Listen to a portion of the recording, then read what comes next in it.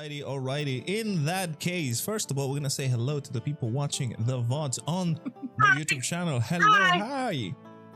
Hi, VOD Squad. Hi, hello, hi. Hey, we got a roll already, Greeny, but thank you for your contribution. But oh, we're not doing the thing in the beginning anyways, right? that's what I am about to do. You're trying to be nice. Okay. Just because that is true, Courts, you did do the recap last time. We're gonna go with the second roll, which would be Ambrose. What happened last time, if you don't mind saying it?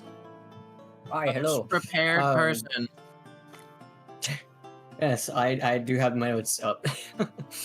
So, last time, the first order of business was that we were continuing on where we left off with the party, well, I say splitting up, but it was really just Rexmoa heading over to Zojo's place while the rest of us met with Rin. Starting with what happened with Rexmoa, he went to Zojo's place where Zojo was there, of course. And he went there to drop off the food that we had from the tavern, which was a salad and a steak, if I recall correctly, for Sir Rupert. And there was a small kind of like back and forth about, how things are going. And through a series of conversation, Rexmoa managed to convince Zojo to let's go check out and see how Boris is doing, the person you totally like. Which, I didn't really convince him. I kind of just like dragged him along. Yeah, the forceful convincing, right? But so the duo with Sir Rupert as well went to the clinic in the main district where we had left Boris to receive treatment.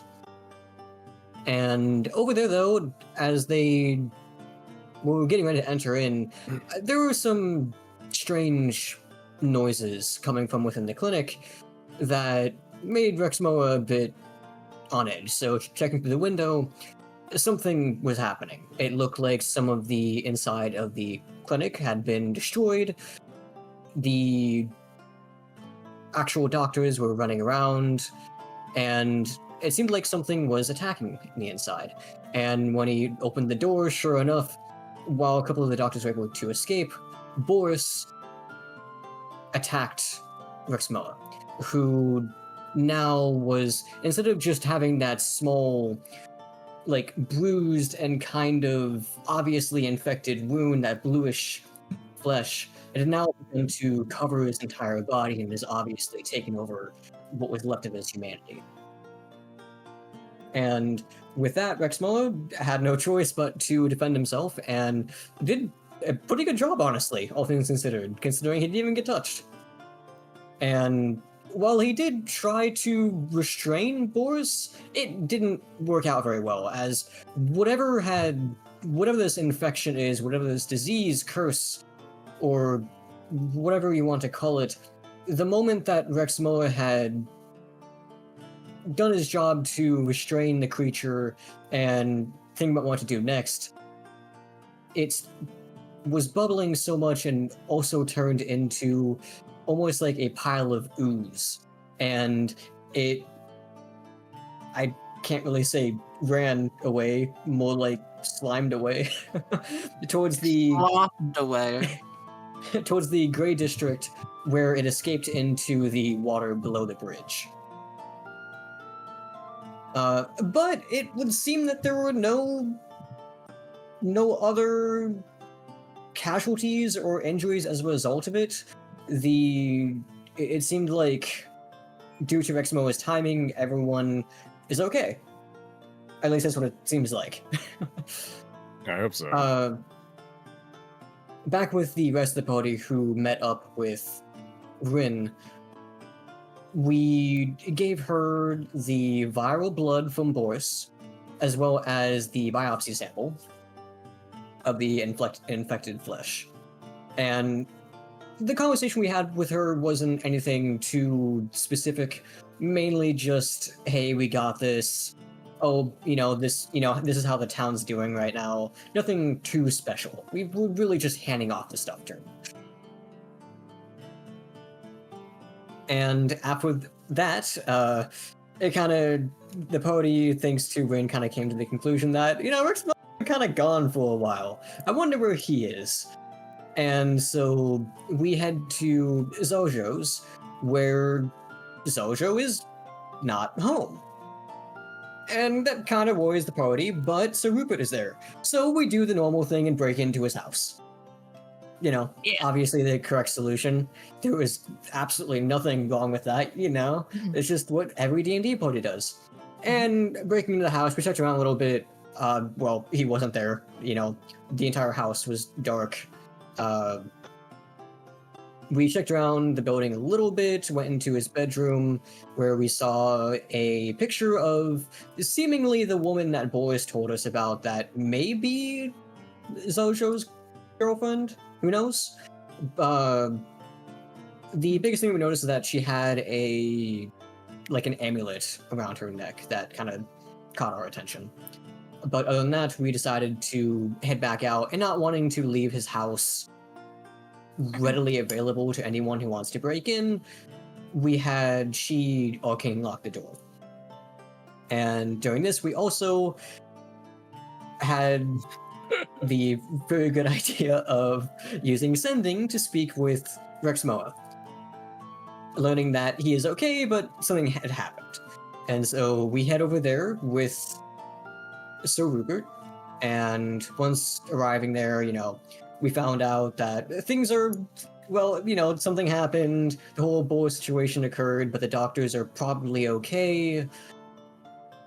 Though we were a bit confused about what happened with Zojo, because according to Rexmoa, he sent Zojo to get the police with Sir Rupert. But the thing is, Sir Rupert was back at his house, and Zojo was nowhere to be found, which was, a little suspicious, kind of curious with what happened there. But following that, again, thanks to Kipper's sending, we spoke with Zojo, and we kind of fixed some stuff. We went back to his house, let him inside, though it was specifically only Ambrose, Chi, and Kipper that went back to Zojo's, who then proceeded to stay the night over there, while the rest of the party went back to the Plain Dagger Tavern. And while it was not actually done, we did have the intention of using sending to alert the rest of the party that we were going to be staying at Zojo's. Slumber party. And the most important thing. Very well, very well. The most important thing. Taurin isn't Feeling a little blue. well. Mhm. Yes. Well, I'm about to expand a little bit on that, as a matter of fact. Well, you guys spend the night, as you guys said. Ambrose and Kipper decided to stay in Zarja's house. It was kind of not a comfortable sleep. Comfortable for Kipper. Yeah, I think we both slept in worse, honestly. exactly. It's not been the worst for you guys. And Rexmoa and Taurin went towards the Plain Dagger, which is the tavern that you guys have been using, to have your own rest. Let's see. Now, as we start the morning, the 5th day before the Inventors Fair, Taurin, as I said, we're going to expand a little bit on what happens. Dun, dun, Morning dun. arrives. Taurin, you wake up fine. You are happy, of course, waking up in the arms of a certain elf. Ooh. And your morning starts going as normal. You guys chat a little bit, get up, get ready to start your day. get some food first. And while your morning talking is happening, you can... First of all, Galarian informs you of a few things. First of all, he is wanting to send a letter to some people in the Elven cities, because while the rest of the council will not have him there, he definitely does have some people that he can rely on and trust to maybe gather some inside information, or, you know, check on the progress of the cities. Because obviously with the tensions that you guys already knew from the dwarves and the elves, and the fact that, well, you are in another part of the continent, not knowing what is happening over in those sides, he needs to know. Obviously, we're talking about one of the rulers that got pretty much cast out of the crown because of his benevolent actions. Of course, Taurin, I am assuming this sits well with you. Correct? Yeah, that's perfectly fine. All Send right. your letter. Awesome, awesome. Yeah, so once you say that, you know, you can see that he is a little nervous, but excited, wanting to go through with this. And as you are getting ready for, you know, to start your day, to go down, get some food, you know, continuing this mystery in this big kingdom, you notice something that wasn't there before. As you open your mouth, yawning, you know, pull your tongue out like any cat would, you noticed a blue spot on your tongue. Again, this was not there before at all. And Oh. at this point, nobody else has seen it besides you. Now, obviously, how would you react to this information? As I said, at this point, only you know about it. Well, Torn would be really concerned, of course, and just trying to like talk herself down, going, okay, it's probably not as bad as I think it is. Maybe I just bit my tongue and didn't realize it, and it's just it's healing, maybe. Maybe it's a little cold sore coming on, you know? This is, be the kind of thought process. This is just talking to yourself, correct? Correct, just in her head. Okay. All right. All right. As you are doing this, you know, Galarian casts just a glance of what is going on, and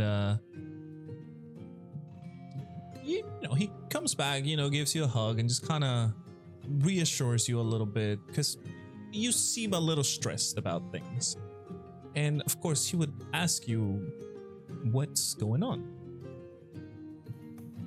What do you decide to tell Galarian? She would just smile at him and go, oh, it's just, you know, it's just so much going on right now. Don't worry about it. Just a little worried about things here in the city. That's all.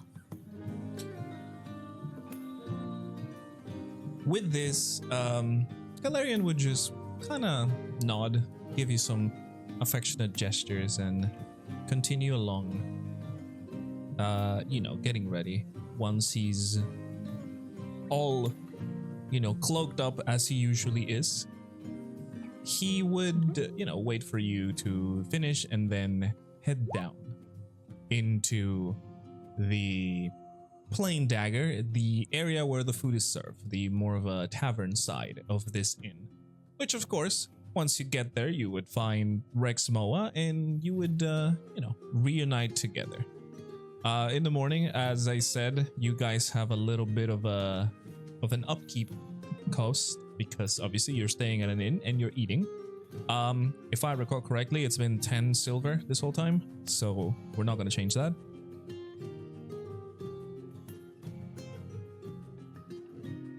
So, Taurin and Taurin and Rexmoa, you guys have to pay 10 silver, so make sure to take those down out of your character sheets.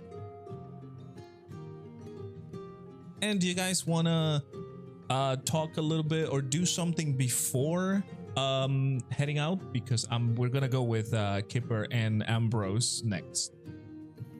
It'd just be small talk, so we can skip that. Okay. Just to All right. expedite things. Awesome. Perfect. All right, then if that is the case, you guys stay there, have your filling breakfast and everything. And of course, then we're gonna go to Kipper and Ambrose, who are staying in Zarjo's place. You guys wake up again. It was not comfortable, but you've had worse. You've obviously had better. So yeah, what do you guys do? The sleep was peaceful. Besides Rupert snoring, nothing was really annoying or suspicious or anything like that. It was just cramped in where you guys were.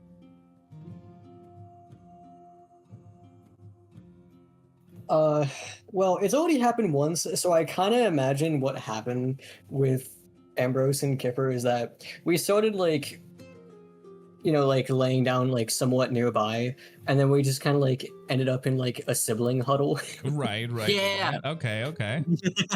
Like we wake up and we're just like squished. Yeah. It's valid. We kind of have that like same backstory note kind of going on, so Yeah. Also free cushion. That is true, even though that cushion is made out of stone. So It's flesh stone. it is flesh stone. That is true. It is flesh stone. She poses a very interesting question. Was somebody cuddling the jar like a teddy bear? Oh yeah, Chi was also there. I'm imagining like Kipper was like holding Chi like a teddy bear, and then just kind of like curled up against Ambrose. That's my headcanon. Okay, that is awesome.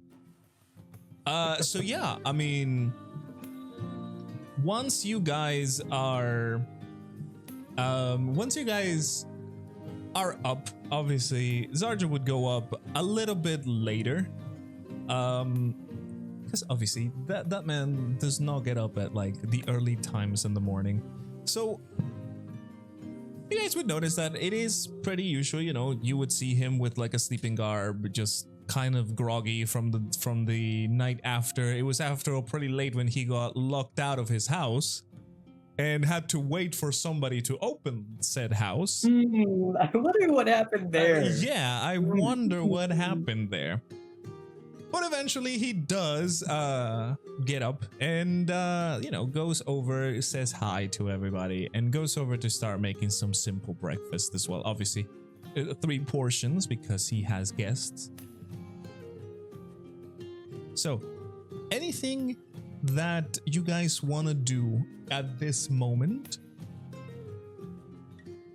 Kipper, did anything? I did want to ask Zojo a question or two, Okay, but if there's something you wanted to say first, Kipper. I don't think there was anything specifically I wanted to ask Zarjo. I think the only thing I wanted to ask might be something similar to what you'd want to ask. Something about who's his girlfriend. Yeah, I was gonna ask something similar. I was gonna ask it based off what Boris said, though, to make it less suspicious. Yeah. I mean, hey, go ask away. You guys have him right there as he is making you food. Yeah. Kipper's been asking some hard questions, so I think it's better coming from you, to be honest. Mm-hmm. I will stand up, and I guess I'll leave Chi with Kipper at the moment, since he seems to be a little attached at the hip. Right.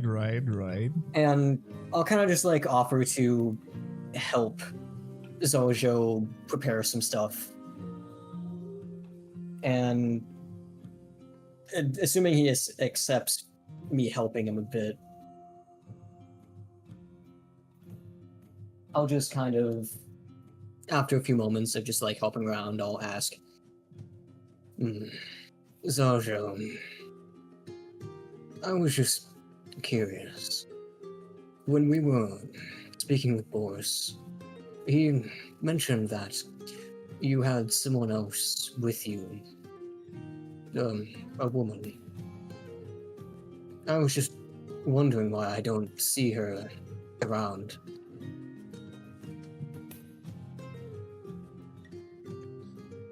Oh, a woman. Oh, yeah. What do you want to know about specifically? I guess I was just curious. It sounded like you were close from what Boris was saying. So I was wondering if maybe something happened.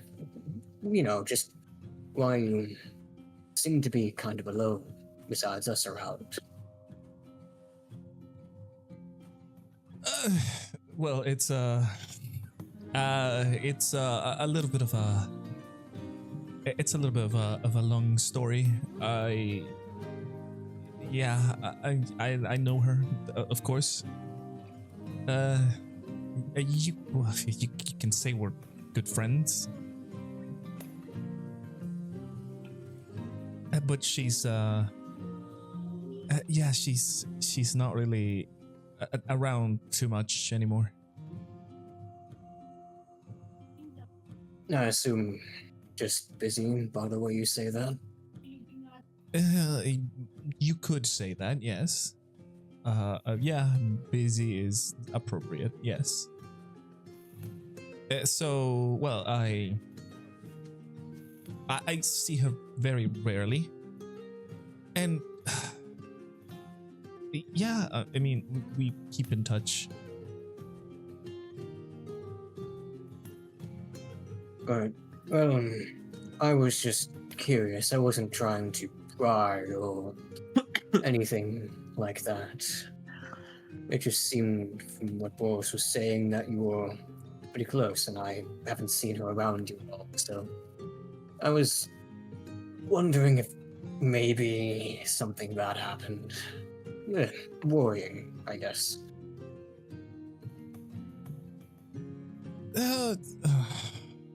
Well, worrying in like what way do you think? Like, you know, the kidnappings or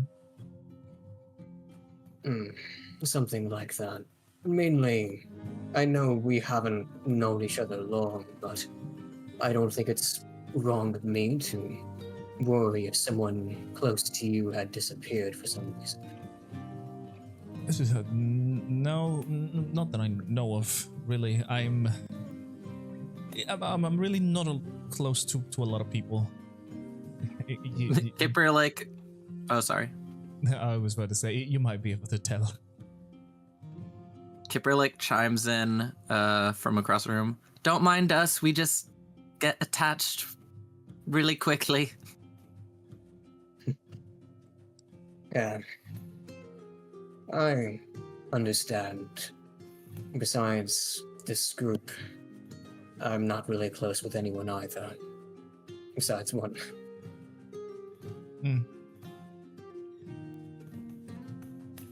Yeah, well, I got your breakfast here, and he would, you know, grab some plates and serve you up some simple, like, eggs and some bacon. It's obviously like not like high quality, but it's like a fast and easy breakfast for all three of you. Egg. Yeah, he just gives you the plates and just, you know, hands you over whatever cutlery you need, and yeah, you guys are sitting there eating pretty much like next to each other. Oh, what seasoning did you use, Joe? Oh, it's salt. But I don't really use anything else. Well, it sure does have that salt flavor. Yeah. Kipper's thinking maybe too much salt flavor. It's like you can see like the awkward conversation just does not get like any better for any of you. Like you can tell like he is just a lot more awkward than what you're making this like small talk. Yeah. It's so good because I feel like all three of these characters are like specifically really antisocial in some facet. Correct. So yeah, you can see that like most of the breakfast, you can see Zarja like kind of keeps his eyes on his plate. He doesn't really look at you guys too much, and when he does, it's one of those looks that like he just looks up at you and just kind of crosses eyes and then just immediately down to his plate, like clearly like kind of shy, or I guess shy would be the word. Kipper wants to ask Zarjo another question. Hey, go ahead. So Zarjo, I know that you're vying to win first place in the competition. What is it you want to do if you win? Well, what everybody wants, really. I want to go into the upper city and study with a lot of the greater minds over there, and of course get more resources for better experiments. Is there maybe a few passion projects you've thought about for when you've gone through? I know you're an ingenious person, so you seem like the type of person who has a lot of projects on the back burner, is what I'm trying to get at. Yeah, there's still a couple that I'm working on. Hopefully I can get them finished, but I try to keep my my options limited because I want to focus on the price and everything. I'm not the greatest with words, so I would like to be focused on the thing that I'm presenting to the festival. Okay. You don't need to be good with words. I'm gonna be honest with you here. Ambrose here has particularly been bad with words for the large majority of the time that I know him. No offense, Ambrose, I love you. Why am I the one being attacked here? I mean, but like you're also a spectacular person. But sometimes you talk no good. Just a little bit. I feel like I can sometimes say the same thing about you. Shh. You two are quite a group, huh? We've been through a lot. Mm. We're allowed to pick on each other sometimes. Can I ask what is some of that a lot you've been through? Well, honestly, we known each other for a surprisingly small amount of time, considering how close we are and the others. I think it's because we've all been isolated for a long period before we met. Also, where we were the first people. Yeah. And almost dying together several times. Probably that too. Oh, Yeah. That doesn't sound fun, but I suppose trauma can create bonds? It's more the bonds in between. Like, we're going on an adventure. We're trying to do our best to save the people as we go along. Like, there's always a town in trouble, but I don't know. I've never been outside of Misspell before. So just walking along the roads, cooking meals, camping together, meeting new people and seeing new places. I'm not just seeing things through my perspective, I'm also seeing them through theirs. And I've learned a lot about them. Oh, that's a very interesting. Chi nods and she says, "They did save me a few times as well." And Sarju, it's kind of enjoying the company, obviously in his own way. You can see him like laughing at your comments and like being generally happy about having you guys around. And once the meal is done, Zarja would pick up the things and obviously go and do some washing as you guys would, well, you're already, pretty much ready to go because, well, you have not changed at all. It's from last night because you never went to the, or unless you did and you put on some like more clothing for, sleeping. Or you Most slept I in... would have done is take off my armor. Okay. I mean, yeah, that kind of counts. Because, yeah, you both have heavier-ish armor. Yeah, Kipper also slept in not his armor. Okay. All right. Yeah, So, now I'm wearing half plate, so Mm-hmm. I got actual armor. Let's just presume Kipper showered the day prior. Okay. Because, hey, yeah. you've been in the inn the day prior, so we could totally say that. Yeah. So, as you guys get ready, put on your armor and get all your belongings, wrap up your bedrolls and, kind of help, not clean up, but like organize the things that you guys had to move in the very small apartment to fit in a bed, or as a bed, I would say. Yeah, so just cleaning up and everything. And once he's done, he goes back to you and says, I'll be working today mostly on here in my garage. So, yeah, I don't think you need to worry about me too much. I'm probably not going out. Yeah.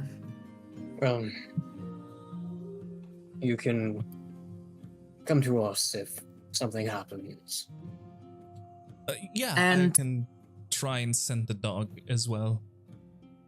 And if I find out anything or if I need to contact you and I have no idea where you are, I do know how to use sending. It'll just sound like I'm speaking in your head. It might be a little weird. Yeah. You did that last night. Yeah, remember you told me you have locked my house? Yeah. Sorry about that. Yeah, I think I can handle that. It's all good. Understood. There. You adapt relatively quickly. Well, that's what one's gotta do, Yeah, except for social interactions. Maybe you don't adapt as quickly in that, but that's okay. Yeah. Yeah. Yeah. Right.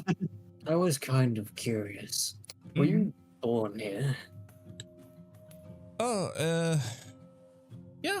I was born here. Of course, my family is no longer around, but yeah, I've been living here almost my whole life. Of course, I was not from the city, but the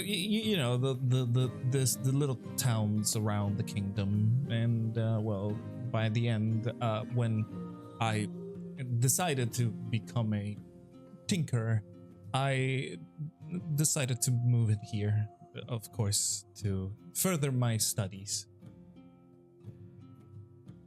Oh, I have another question. Mm-hmm. I know sometimes, I've heard that inventors would sometimes get sponsorships. Do you have a sponsor right now? I know it very often happens for, competitions and such, and, general sports events and stuff, but I would assume that something similar could apply here. Oh no, that doesn't really happen here. The people in the lower city don't really get sponsored. That's also kind of another reason why the festival is so popular. Because obviously, with the victory comes a much better lifestyle, and people start investing in your creations, and well, that is money. So you must understand. I have one last question, not in terms of you, but has anyone ever seen one of the people who have won in previous years again? Like, yeah, I don't think they're gone. I mean, they're probably very busy up there, but not. but like, gone. has anybody actually like seen them? Every once in a while, maybe when they have to leave a town for, you know, probably obtaining things outside of the port. But yeah, we have. Understood. Yeah, sorry, I'm just skeptical of everything until I learn. So I appreciate the information. No worries. And sorry if I pushed a bit too much about asking about that woman. I wasn't trying to be rude to you or anything. No, you're all right. It's fine. Well, I really don't like to do things in a very public way, but yeah, I suppose if we're, you know, helping each other, you should know about that.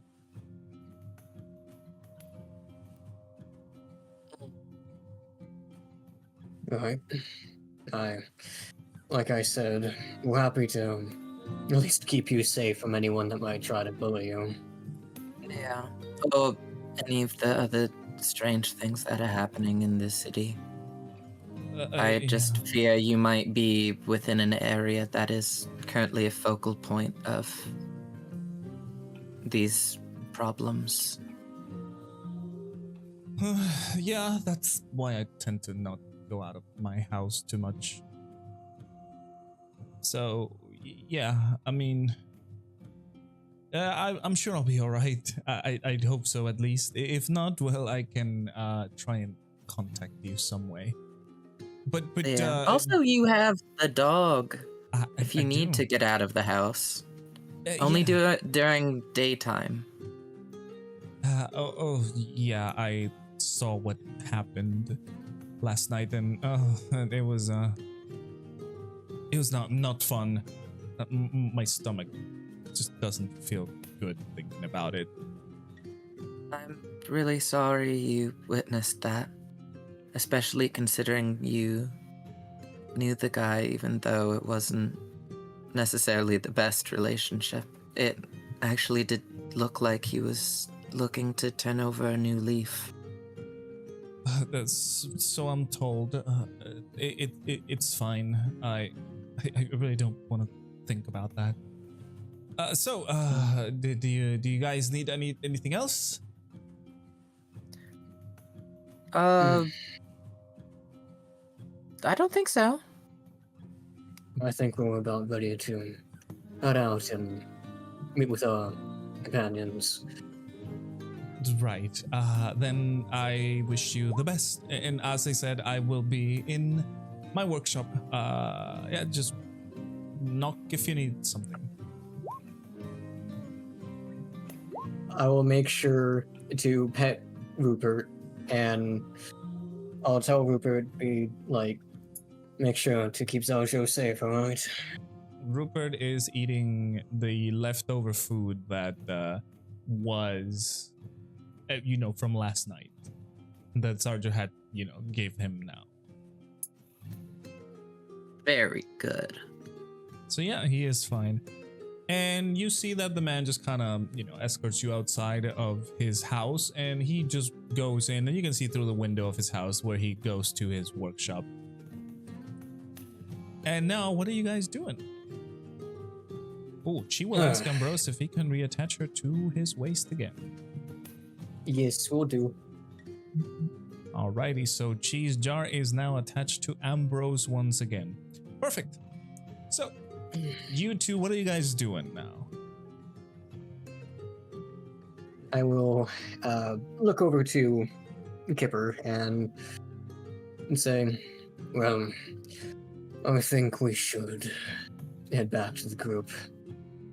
I think we should see if Rin has anything more from last night, and maybe see if we can get a meeting with her friend.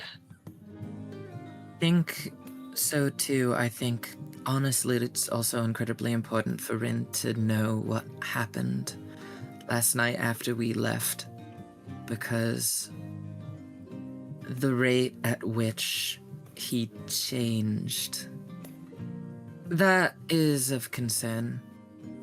It at max is a 2-day transformation, most likely between that and 1 day. That gestation period is insane.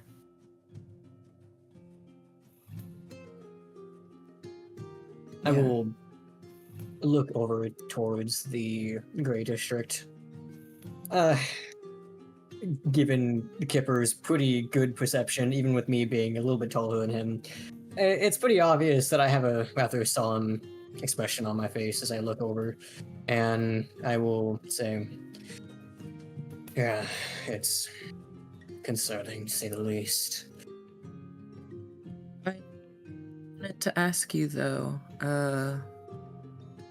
did you want to visit the orphanage at all while we were here? Maybe today, or you don't have to say yes. I just don't know if it would bring you any closure.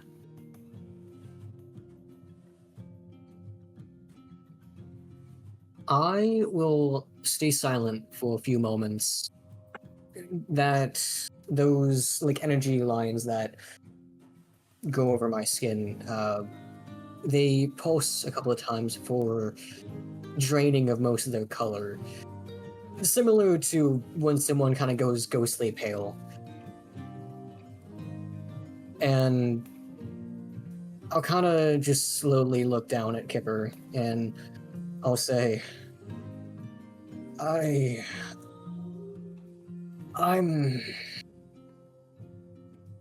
not sure. That's okay.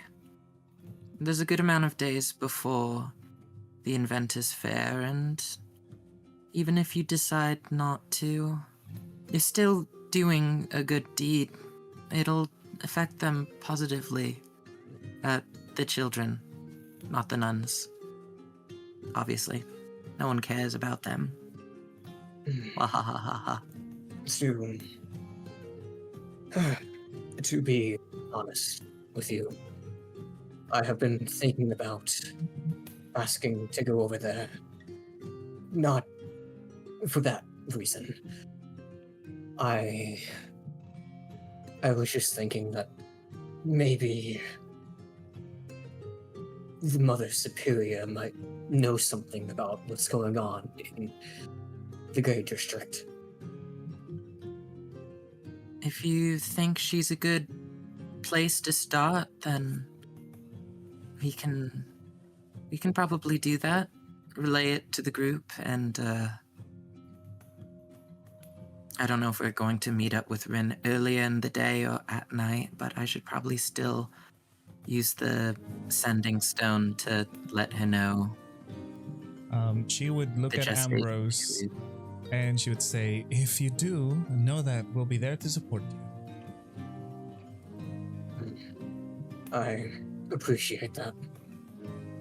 And we'll see about contacting Rin when we regroup. Yeah. It's just that we're at this point where what avenue could we go to learn more about what's going on? We're kind of stuck.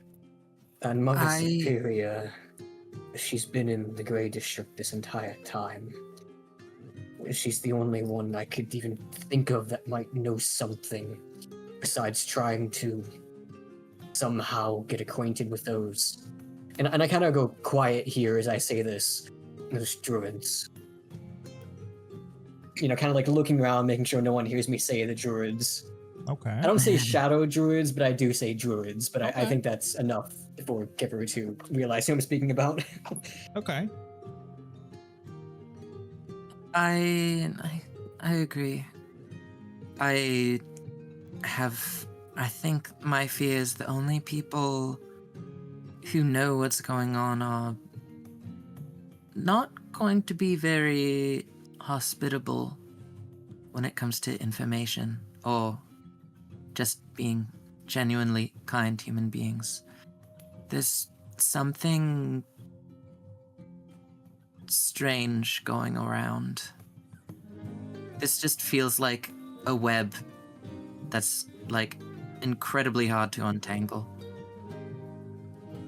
Though, I do wonder if maybe we were somehow to get into contact with those two, referring to the druids.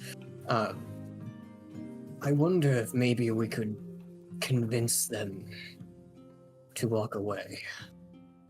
They seem to be also being taken advantage of. Interesting. Not that I'm saying doing the right here or anything, but Yeah. I can agree with that. So far, and this is kind of going off the beaten path, I'm just going on hypothesis, but it's really like I don't know how to go about it anyway, because I gave all my samples to Rin, which that was relatively dumb of me. It would have been nice to do some studies myself. I kind of like go into my bag and pull out the very, very tightly wrapped dagger that belonged to Boris that was stabbed the creature. Okay. Not Oh, entirely devoid of substance. And I'll kind of like put it back in the bag quickly. Because it does have infected blood on it. Don't That's really want actually that just kind of going anywhere. yeah. That's incredibly helpful. Thank you, Ambrose. Okay. So, are you guys saying all of this while walking towards the plain dagger? Yeah. Or okay. Yes. Awesome. Also, awesome. Chi spoke. Oh yeah, sorry about that. Chi speaks up. I wouldn't worry too much about the shadow druids. They are not friends of druids. They are like the opposite of Taurin and her people and what they believe. Yes. You're definitely right. But it did seem like they were being extorted a bit.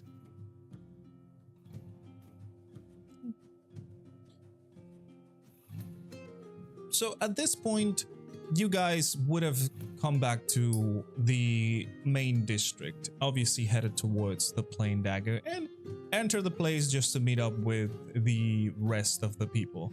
Rexmoa and Taurin.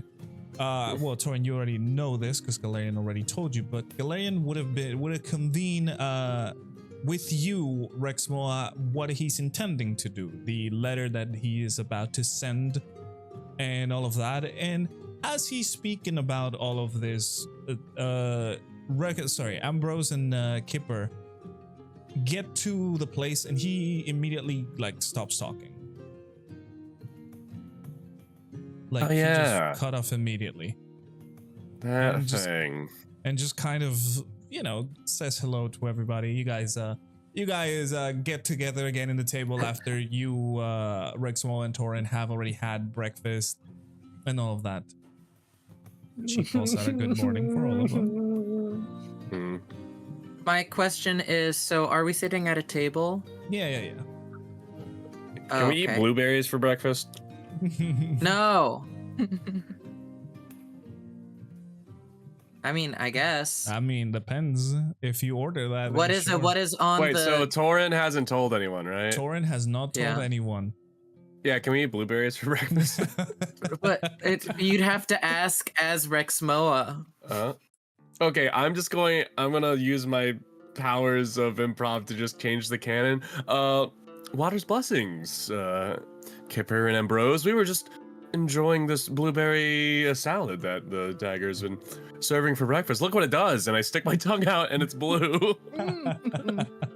Why are you doing this? You're like Huh? your entire jaw is blue. Yeah, like Yeah, you- I just have like blueberry on my face. There's like a blueberry pie there for breakfast. Rexmoa, why have you done such a thing? Zojo actually made breakfast for us. Oh, how was that? Salt. It was pretty Oh, simple, but it just was salt? good. It was salt. Hmm.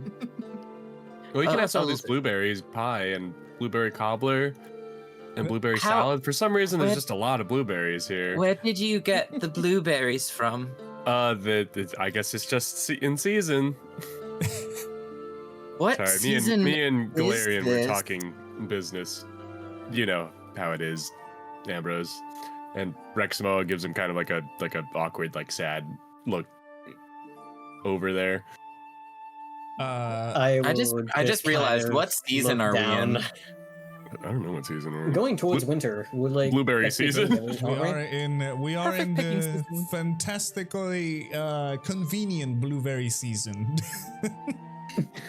Blueberry season is in summertime. Not in this That's just universe.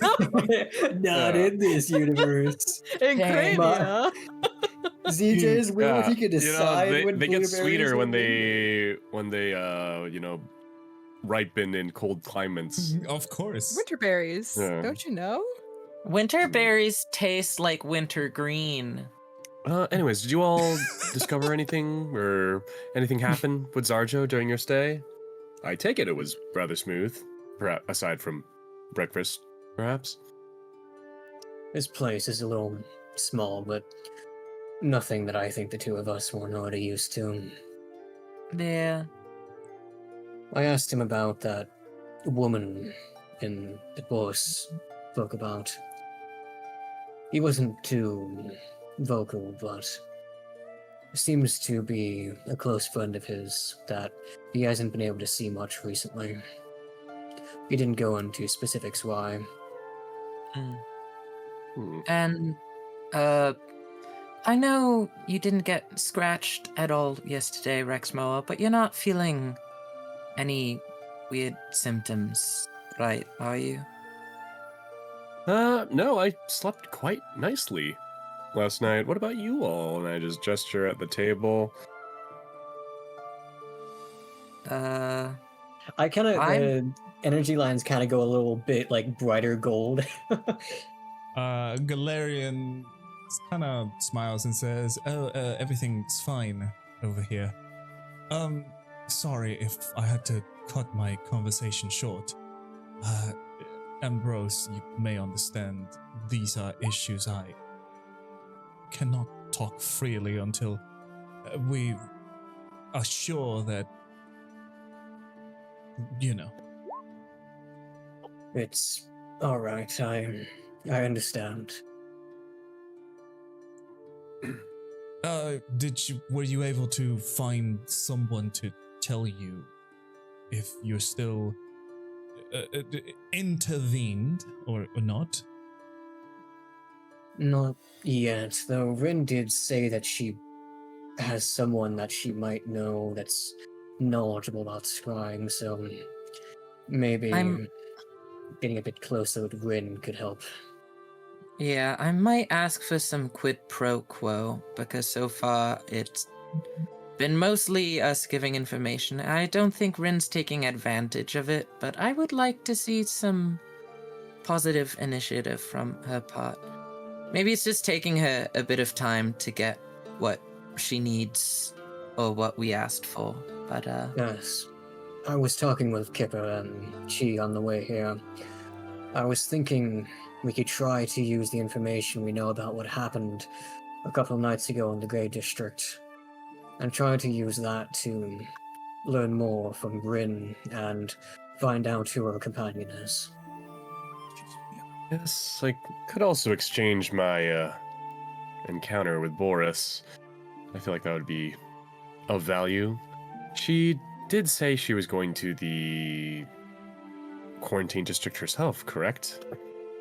Yes, she said she would while we were doing our own thing. She didn't reveal anything about that last night, though. What about ourselves? Do we plan on exploring such a place? Galarian, only during the day. Galarian pipes in Galarian what? and says, Galarian pipes in and says, I have some business to attend to. I would stay behind at least for a portion of the day, if you don't mind. I'll kind of look sadly at Galarian, and I'll just like say somewhat quietly to him, "I'm sorry about making things more tedious for you." Don't worry, it's quite literally not your fault. So, yes, I have things to do.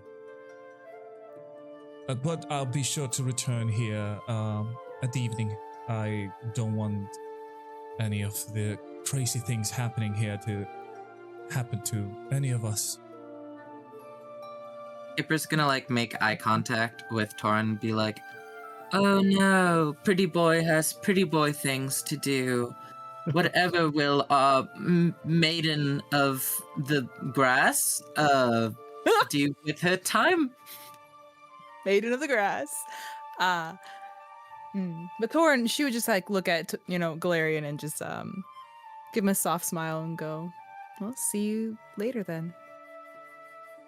We will. And Galarian, this Now he... kiss. Do you say that in character? Yes. I say it in character, and I have mischievous Grinch grin. You see that Galarian was starting to get up as you mentioned that, and he leans over and gives Taurin a kiss on the forehead, and then she gets up, just gives you a little bow, covers himself up again with his cloak, and starts heading out of the tavern. I'll look at the rest of the party and say, "So, should we contact Rin and see how early she can meet us and see if we can convince her to meet up with his companion?" Yes.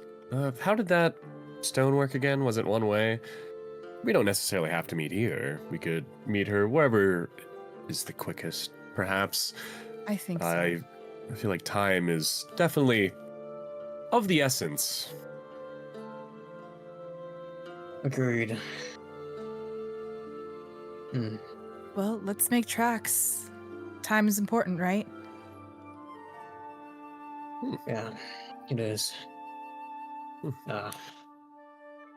I think it was Kipper that had the Correct. gem, right? Kipper had the sending stone, yes. I'll Okay. look over at him and just kind of nod and be like, "All right, contact her, and if you can come soon, that'd be great, but if not, we can always do other things in the meantime." Yeah, I can educate you all about proper procedures to prevent disease from spreading.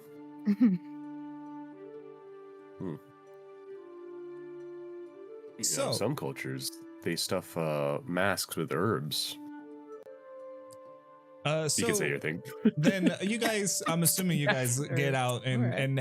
head outside of the Plain Dagger after you two paying what you're owed, which, reminder to take down those silver if you haven't. And then you see the city or the kingdom of Port Strail in the morning time, as alive as it always is. Very bustling city with a bunch of technological wonders. is all around you. And what do you guys decide to do? Well, I guess the so first I'll thing is first- contact Rin. Sorry, Yeah. didn't mean to talk over you. Yeah, I was sorry. I was going to say the exact same thing. So, Great minds. Kipper, Uh, do what am your I- thing. Uh, Contact I- the wind. You do I have clapped the stone. Once you do, you see that the runes in the stone that are carved in the stone start glowing brightly, telling you that it is active. Understood. Clap, clap.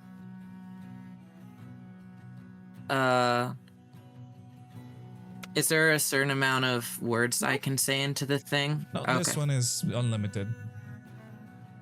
I'm gonna be honest, guys. I forgot what I was supposed to say. Is it recording right now? Yeah, the Yeah. stone is on. Oh no. Water's blessings, Rin. Where are you? No response. Okay. We have some more information that we'd like to share with you. We need to contact you sooner rather than later. There is a growing concern, and we have a specific development with the one witness that we need to talk to you about, and also just fast tracking maybe the scrying situation.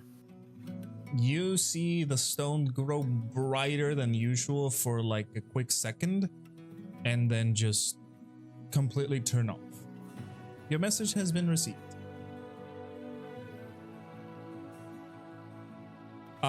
During this time, she would have sat down cross-legged on the bottom of the jar and pulled out her tarot cards. Clearly, the city's concerning enough to her that she feels the need to. Ooh, are you going to cast augury again, Chi?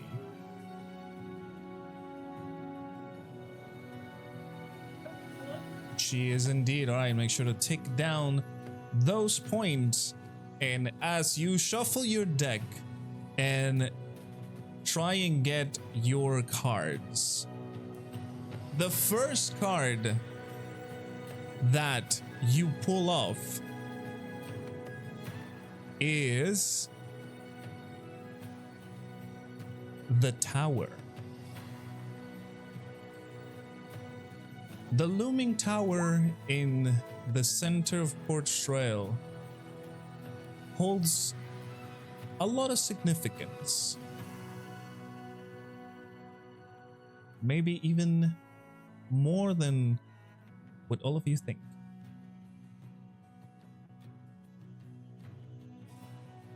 The second card that you pull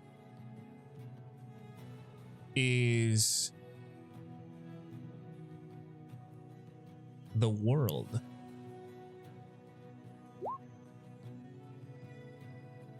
That world. You have a feeling that actions taken here can change the outcome of everything.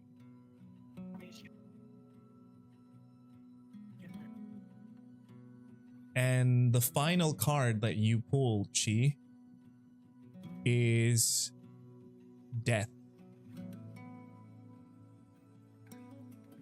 Yeah, that tracks. Death is closer than what you think. Oh, But that's all that I'm going to say. do you know what we tell death? Not today. That's usually what you say when you die. Not today.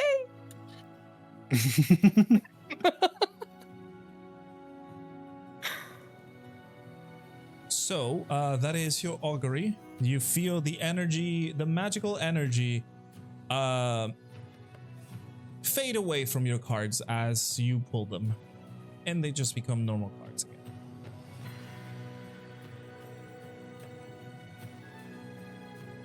So what'd you see?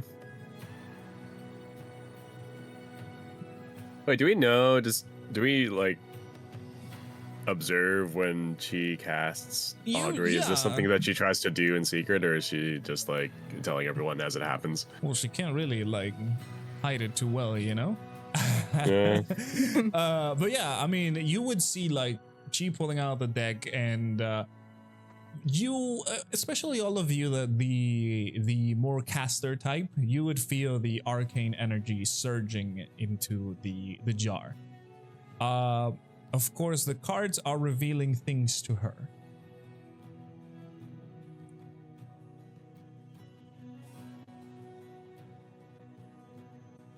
So, after you've delivered your message, and while she was doing her reading of the cards, what else are you guys, what is the next plan for you guys? You have the whole city to your disposal.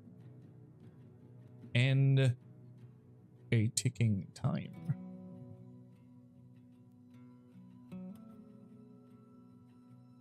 Ticking time Well, as I see it, while we wait for Rin, it might be prudent to prepare for any potential adventuring, as you all would know.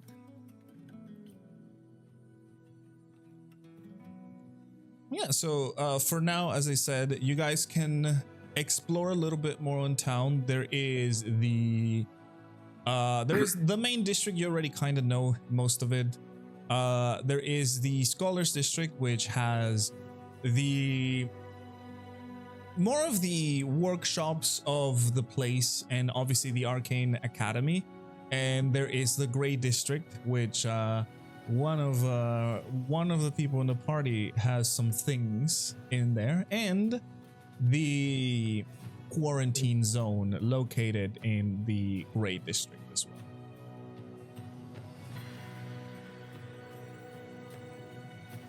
As a player, I vote either Scholar District or the Quarantine Zone.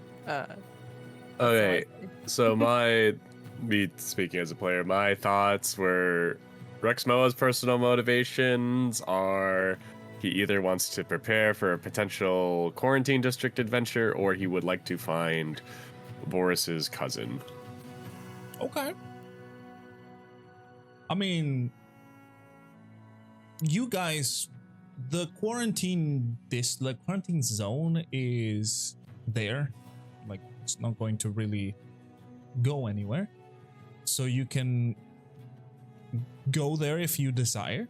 That would be up to you. And if you're trying to look for Boris's cousin, what would you try and do to find out the information about it?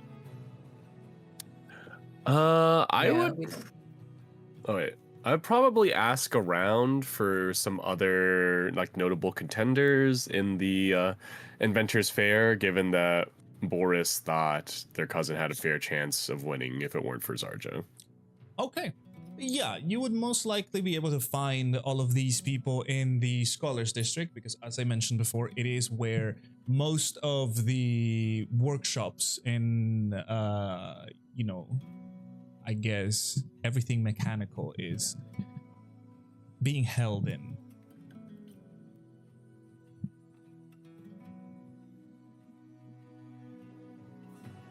Okay. Well, is that where everyone wants to go? That would be up to the party, yes. If you guys decide to go there, as I said, you have all those options. Yeah, what's everyone else's like personal goals or motivations for the day? I figure a stop to the quarantine zone during the day would probably be a good idea. Mm-hmm. Yeah. Mm-hmm. Taurin? Do you want to do anything regarding quarantine. Yeah.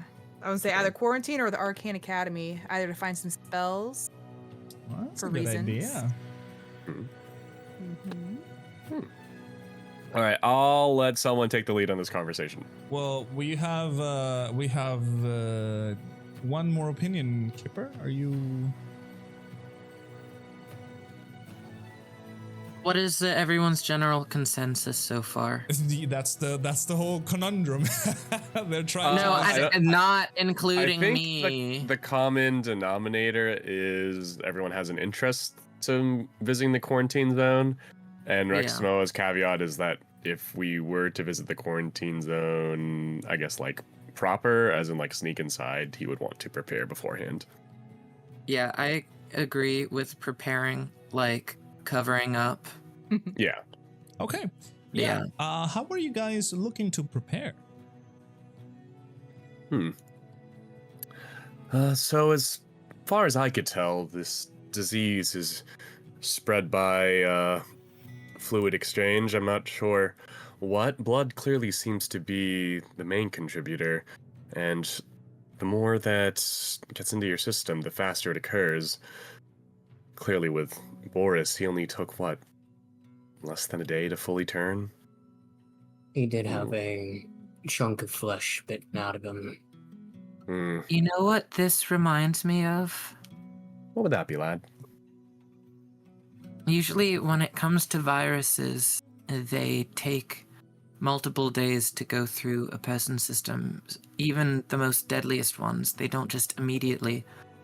But poisonings, on the other hand, those go through the system relatively quickly. I'm wondering if this is some form of contamination.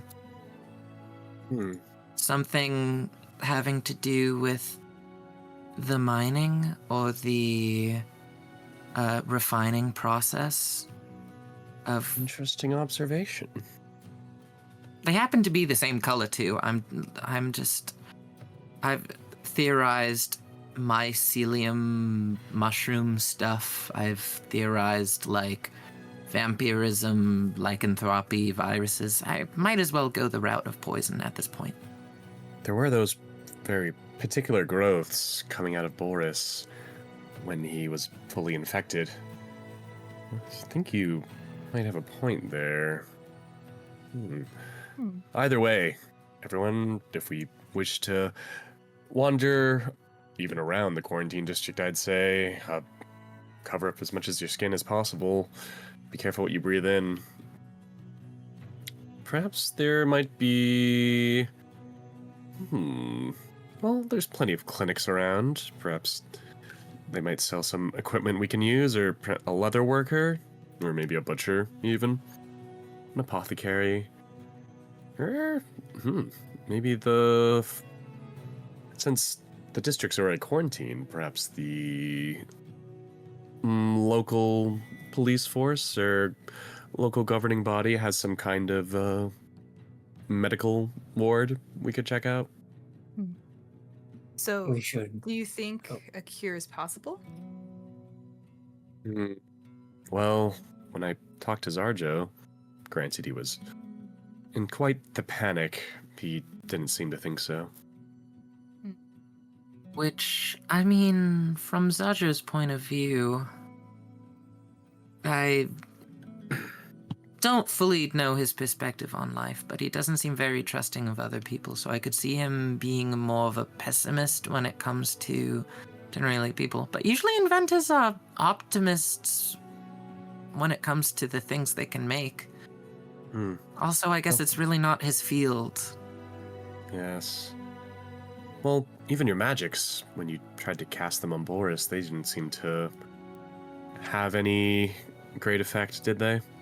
This is what perplexes me. It's not even like it had a slowed reaction or a minimal reaction. It had zero reaction. It's almost as if he was already dead. But he couldn't have been, because he was talking to me, he had a pulse, and regular blood at that point. Yes. The more we discuss this mysterious disease, the more concerned I grow. I would hate for any of us to contract it, given that we don't really, well, know what the outcome would be, other than Boris's situation. And I guess not really relevant to disease prevention, but it appears they have some kind of sunlight sensitivity when fully infected. I didn't realize it until it was too late, but when I tried to apprehend Boris, he almost seemed to melt and smolder under the sun. I'm not sure if it's light in general, or perhaps a quality of the sun? It is interesting. Unless it was just a coincidence. Maybe that's just a symptom after you shift. So, We need like, more what, data. 24 hours? Whatever it is, it's gross. Well, Boris had the misfortune of having a nasty gash across the chest. I would like to think that's the reason why he turned over so quickly, but I don't know. You know Maybe what? a regular. You can Oh. finish. Sorry, Rexmoa. There's No, it's some quite merit alright. to that. Honestly, like, it being a cut to the chest, it's closest to the main blood supply and the heart. You're not too far away. It infects everything relatively quickly. For considering it as a poison, at least. Well, then maybe we should go to the quarantine zone, see what we can find out. Hopefully they'll have more, I guess, research notes, maybe a doctor or two. We can kind of poke their brains about this kind of stuff, right? She Yeah. speaks up Mm. as well. She says, well, it seems wrong. Dark and many of these more evil things. Substances, they fear the sunlight like vampires, for example. I thought that was my initial thought, but when I casted Detect, I didn't get a response. It just came up benign. All I could tell when we were near the quarantine district is that whatever was on either side was emitting an evil presence. I couldn't even determine what it is, and I'm fairly certain Vithius's divine detection should have given me a bit more. Perhaps what it is unknown to most of us, even the gods. You know, Kip, with the rats, a while ago, if you remember, when we all got bit, that lycanthropy, remember? Yeah. Your spells worked on that, so it can't be lycanthropy of some sort. Yeah, Right? no, exactly. It's definitely, I mean, of course, lycanthropy, like, you can change between your forms. And, I mean, we don't know, truly, if someone can change from their blobby form back to a person, but they don't turn into that. Right. Like, it's not goop. It's goop disease at this point. It's Do you think that Ambrose- perhaps they've turned into weregoops? Weregoose. I mean, I really hope. I hope not.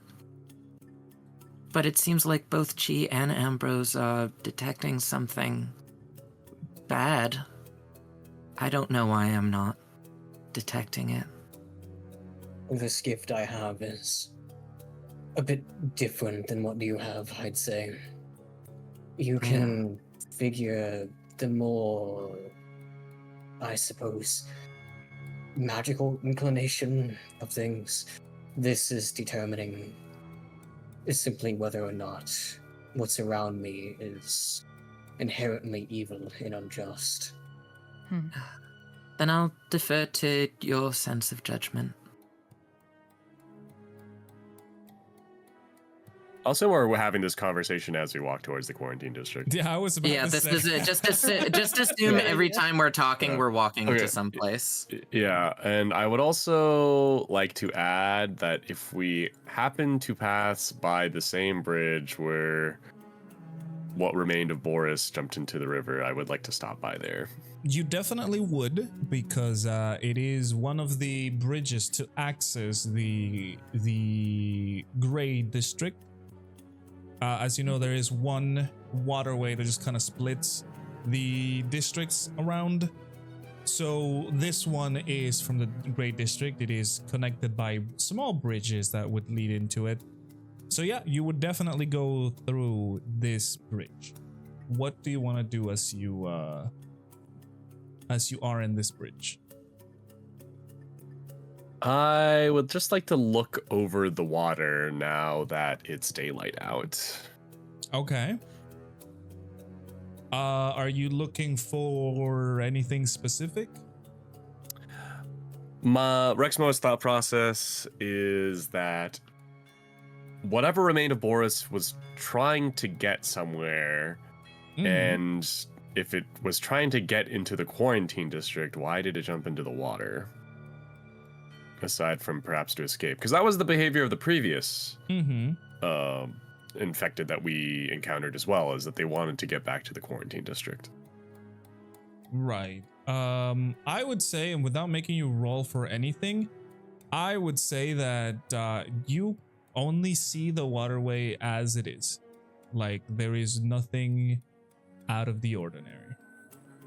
Okay, and I'll just use my what's it called, my like elemental attunement ability, just to like get a little bit, like a little like handful of water without touching it, just like float it up and observe it, and to see if it looks disgusting. It is water. You can't really tell if there's any like disgusting things in the water. I mean, maybe you can find like a little bit of debris, but nothing out of like whatever a waterway inside of a city would look like. Ambrose, the waterways of Port Strail, is there a sewage system of any kind that would lead throughout the districts? Mr. DM, what would Ambrose know? Ambrose, you would know that there is in fact a sewer system in Port Strail. Of course, the sewer system encompasses most of the city, and it's where obviously sewer water goes to be disposed of. Sewage. Exactly. Right, yes, there is. It spans most of the city. Including in and out of the quarantine district?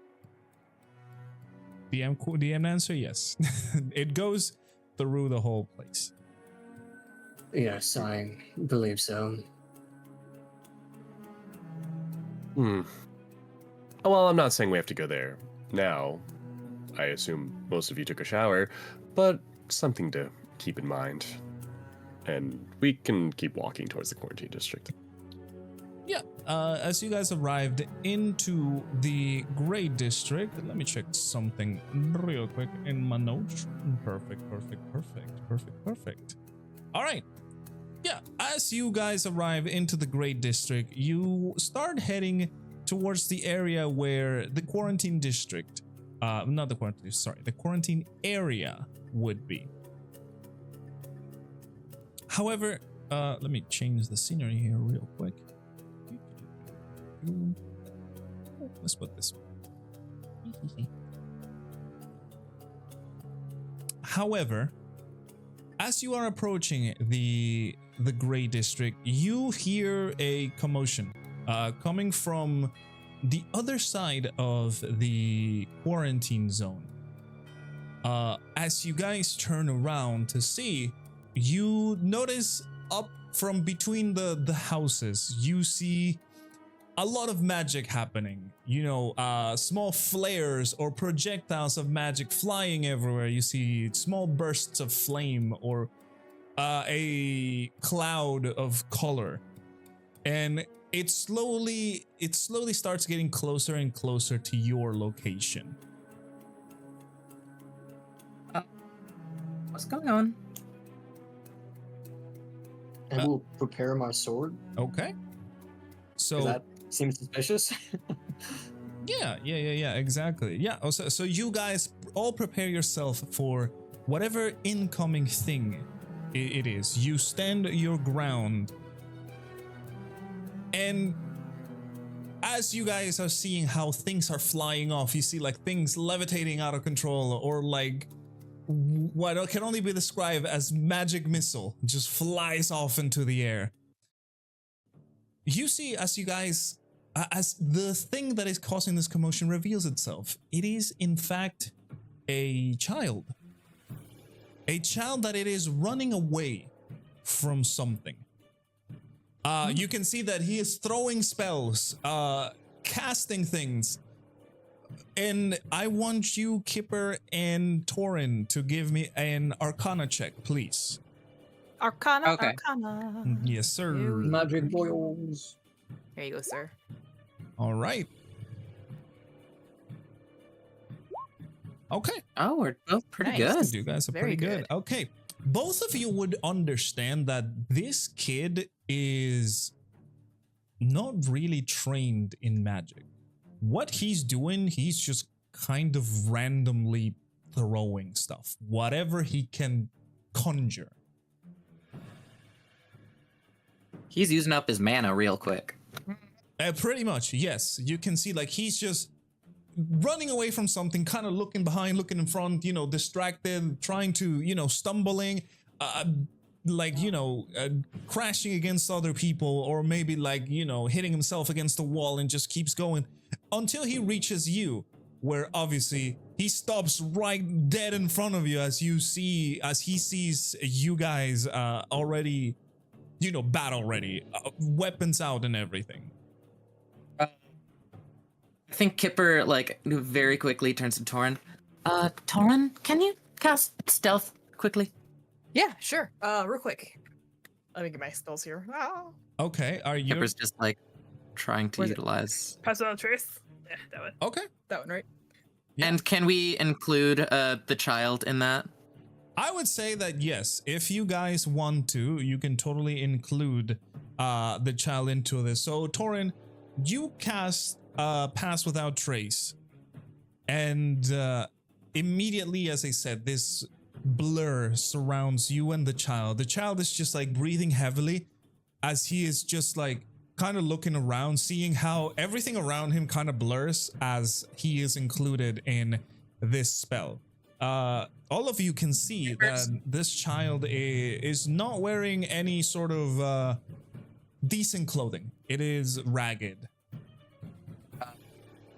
I'll just kind of like slowly bend down, making sure that like my sword is obviously on my shoulder, and I'm kind of like just loosely holding it. That way, it doesn't seem threatening. And I'll just like kind of like slowly bend down, kind of like offer my hand to the kid. Are you all right? Something chasing you? The kid would not take your hand. He's still a little altered from what he's seeing, and he nods at you and turns around. And from behind, he just kind of stumbles back a little bit closer to you, Ambrose, since you are the one that's pretty much in front of everybody. Yeah, I'll kind of like put like a hand like past him, not like pushing him or anything, but you know, kind of like just like in a protective way. Yeah, and from the same direction that the kid was running, you would see two people dressed. And Ambrose, you specifically know this because they are dressed like the same nuns as the orphanage. Oh, fuck. And you can tell that they're starting to look around, kind of talking to each other like, where is this kid? And you know, things like that. And I want you all to give me a stealth check, the kid included. I will roll for the kid. Plus That 10. kid It is better plus be 10. the best at. Okay. You know, I could have would worse. That That could have been so much worse. That is not a Make bad a wish. That is not a bad roll for the kid. The downside of heavy Jesus armor. Christ, Kipper, how many rolls? Kipper, Jesus you okay? Christ. I'm sorry, I didn't Whoa. realize it was doing it that many times. That's fine. We'll take the first one, which will be that 11. I was like, wait, why is it not showing up? Click, click, click, click, click. Click, So, click. yeah, you guys are mostly still hidden. The kid, however, he's still a little altered. He just kind of looks at you and just kind of pulls on your clothes, Ambrose, to get your attention. And he says, they're looking for me. They're looking for me. I don't want to go with them. Please, I don't want to go with them. Kipper's gonna like turn to the kid and be like, shh, don't worry, but we should be quiet for the moment. Yeah, I'll just tell him, just stay behind me. And as you guys are, you notice that the people dressed in these particular clothes are starting to look around the plaza, just kind of asking around and walking all over. You guys are staying pretty much immobile in there, just kind of keeping the pass without trace hidden. And a few seconds pass, and you can see that they're getting a little bit desperate because they cannot see where the kid went. And once they kind of reconvene again, because they had split for a few moments to search around, kind of look into different alleyways and streets and stuff. They reconvene again, and you see approaching from the same place that the kid ran off from. You can hear the soft walking of another person. You see a kind of an older woman approaching slowly into this area that you guys were in. We'll say you're in an intersection of a street. Ambrose, you clearly recognize this person. You have seen it many times, and even in your nightmares. It is, of course, the Mother Superior, with her very much not amused face, walking towards the people. These two, like, I guess, workers, helpers. I don't know what to call them. Nuns, sure. And with a very calm expression, she says, "In the kid, did you lose the child?" The two of them are like, "Oh no, it disappeared. Like we followed him over here. He was just distracting us with all of this magic nonsense, and eventually we just lost him. It's almost like as if it vanished." And I want you guys to give me another stealth check, please.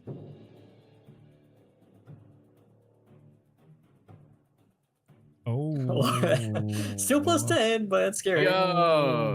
Oh my god, that's so Oh, much good. That's so good for me considering I had disadvantage. Same thing with Kipper. God, these are really Yeah. good rolls. We're just built different, like a big Why are the bean. people with the worst stealth doing good? So, Yeah. Does everyone have a +5 to stealth? I have proficiency from my background. Yeah. Okay. Yeah. Same as me. Yeah, most of you They're a guys bunch have of sneaky Yeah. little adventurers. Most of you guys Yeah. have proficiency, correct? So, Also, mhm. I was just going to quickly comment that the moment I look past where we're staying, trying to keep hidden, and I looked a little off when I saw the garb of the workers, but the moment I see the woman walk out from where she had come from, it's like almost instantaneously all of the energy lines on my skin just immediately turn extremely faint. Almost the same type of faintness that's like you're used to when I'm basically unconscious. So everybody else is keeping quiet. Even the kid. The kid is doing a great job at keeping quiet. Taurin, however, you feel some sort of piercing pain in the back of your head. You don't really know where it came from, but knowing you have a very distinct tongue color now, you think you may understand the source. Your pass without trace flickers a couple of times. Enough for the Mother Superior to catch a glance of what is going on. And you can tell in her expression, she seems oddly calm. And she just smiles, looking directly at you guys since the spell flickered for a second. She raises her hand and snaps her fingers. And I want all of you to give me a wisdom saving throw, please.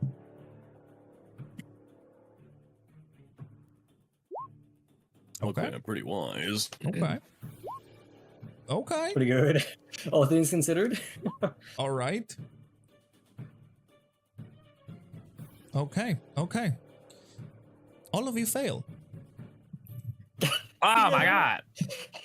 Suddenly, Yeah, that makes sense. She's pretty strong. suddenly, She has a boob window. She has to be strong. yes, suddenly a pressing force makes you all stand still.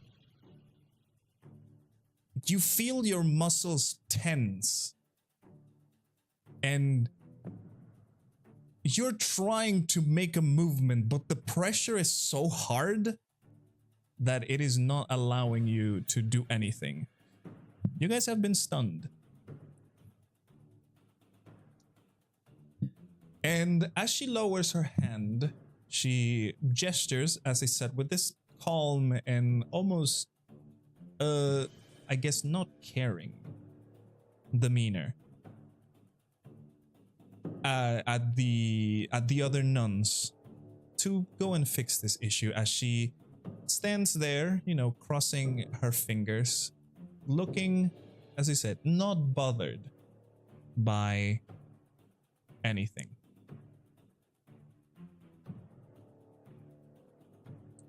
And once the nuns start getting closer to you guys, obviously, they enter through your illusion now, having seen through it, and they grab the kid, who is also stunned, by the way. The kid, while, you know, his movement did not allow him to, like, let go of you, they find a way to just, like, wiggle him around to release you from, release him from his grasp on you, Ambrose. And we like roll to resist. We're about to do that. But Okay. she... Now you. Oh, sorry. Go ahead. I was gonna say you can speak, you know, like faintly while stunned. You can speak like falteringly. May I say something? Of course. Not very loud because I feel like the stun condition probably makes it very difficult to speak. Yeah, it's kind of So, like through through your teeth kind of way. Yeah. Kind of like just directly at the two workers in front of me. Touch a hair on his body, and I will hunt you down.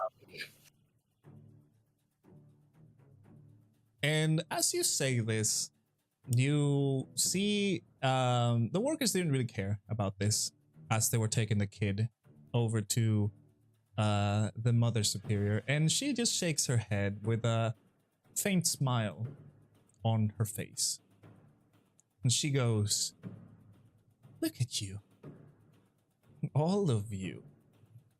Thinking you're so big and brave now. You think you're heroes. My dears, you're nothing more than little annoyances. Little specks of dirt under my shoes." She makes a little bit of a show of lifting one of her shoes and just stomping as if she was like squishing a bug or something on the ground. And once the kid is brought to her, she moves her hand over his head, just giving him a couple pats, and she says, "This boy here clearly does not know what is best for him. So I will be taking him back, and I will teach him a lesson. He just needs to be reminded of who truly cares for his well-being, and that he does not know best.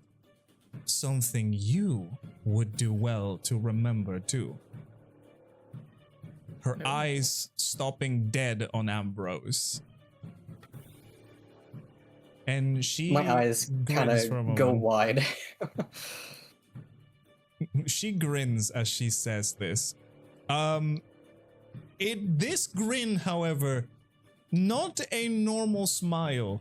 It is something more twisted that you, Ambrose, from knowing this person, know that, yeah, this is not a face that you want to see.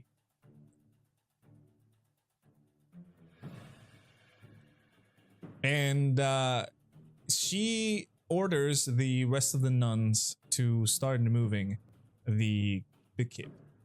And you can see that they're starting to take him away. And would you guys want to do a wisdom save to see if you guys are not stunned anymore? Yes. Sure. Okay. Well, All I right. will. All right. Jesus. Okay. Very well. Okay. Damn. Okay. God. Okay. It is okay. It is. That's why you don't taunt adventurers. Exactly. Yeah. Exactly. Don't boost up. As you can see that the people are taking the kid away from the scene. Obviously, the kid. Actually, let me roll for the kid real quick. Oh, he's still stunned. The poor guy. Suddenly, the stiffness of your bodies start to fade as this stun is removed slowly from you. And she looks Can at we you. cast anything? But I'm so sorry. Yeah, I'm just gonna say something and then you can do stuff. Don't worry. Okay, sorry. So she obviously is looking at all of you, and especially to you, Ambrose, and she says, "You tried to run. You tried to hide. But in the end, I found you again. And you will return to me."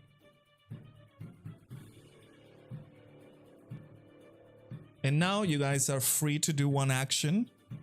What are you guys trying to do? So can you paint the scene for us? I assume we're all grouped together. Yeah. It's the Let me- two nuns let me holding the do, child and then the mother superior. Yeah, let me do like a little. This is like a street, okay? Mhm. We're gonna put you guys over here. This is like the street where the kid comes from, and I don't know. We'll say that this is like that. Okay. Now, Mother Superior, which I'm gonna paint with black, is right over here, standing over here. The nuns, which I'll paint with a light gray. Hang nabbit, wrong thingy. They're gonna be like behind her, and the kid, which is going to be, we're gonna put it with like an orange. The kid is here being taken away, and you guys would be around. We're gonna put you guys with red around this area. Like all of you would be like Somewhere grouped there. up. Okay. I'm wondering if I should do a higher level thing on. Oh dang nabbit, stop it! Oh no, I didn't. Okay, that's fine. Sorry, technology hurts my bones. Spoilers. Oh boy.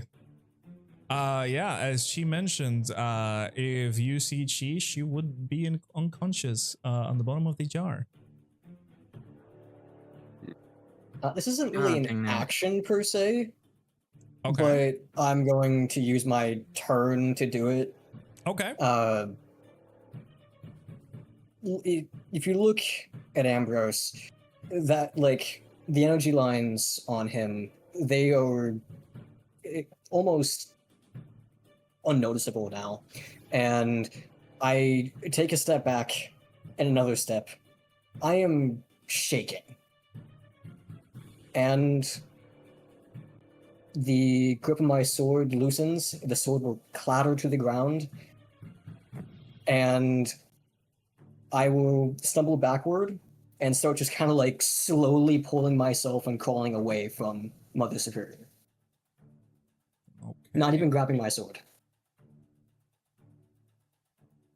Okay. What about the rest? What are you guys doing? As Ambrose is starting to flee. Okay, just to keep in character roleplay, I am going to pose a quick question, Okay. and I would want everyone to have a quick answer. So are we trying to save him? Rexmoa asks. Well, Ambrose is clearly fleeing. Mm-hmm. And I will take that as his answer. Exactly. And what about the rest, though? Kipper, Taurin? I'm like fighting over two things. Let's see. I'm going to cast Hold Person on one of the two, bringing the child away. All right. Can you link it, please, to see what save is it? You're gonna use level 2 hold person? Oh, I can do a higher level Okay. of it, but it's for like regular nuns. I'm not doing it for Mother Superior. Okay. All right. You are gonna. I'll try just do the level 2. All right. You're gonna yeah. try and cast hold person. Taurin, what about you? Well, looking at the odds, she's gonna pick and choose her battles wisely at this point. Obviously, she would love to help the kid. However, she knows when to back out. So she'll Okay, take a couple steps respect. away. Plus respect. All right. So Taurin, you're also starting to back away. Rexmoa, I'm assuming that is your problem answered. Yeah, so let Kipper cast hold person, then I'll take my action. Okay.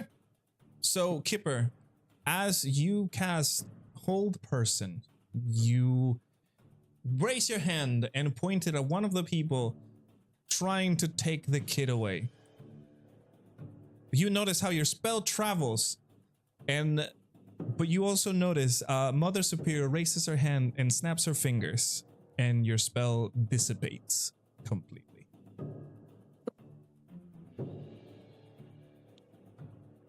Okay, so Rexmoa is going to do this almost as a test. He's not aiming for the nuns or for the Mother Superior. He is just going to throw a dagger, like, in the direction, probably to... He's trying to, like, scare one of the nuns, essentially, or to see how they react.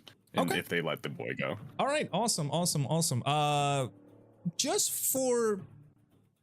for something, roll me a dagger attack. No, nothing bad, but I want to give you some information as you guys are. And depending on your attack. Okay, perfect. No, don't need to roll damage. So, Rexmoa, you see the Mother Superior lift her hand, snap her fingers, Kipper's spell completely banished. And you immediately grab one of your knives and throw it.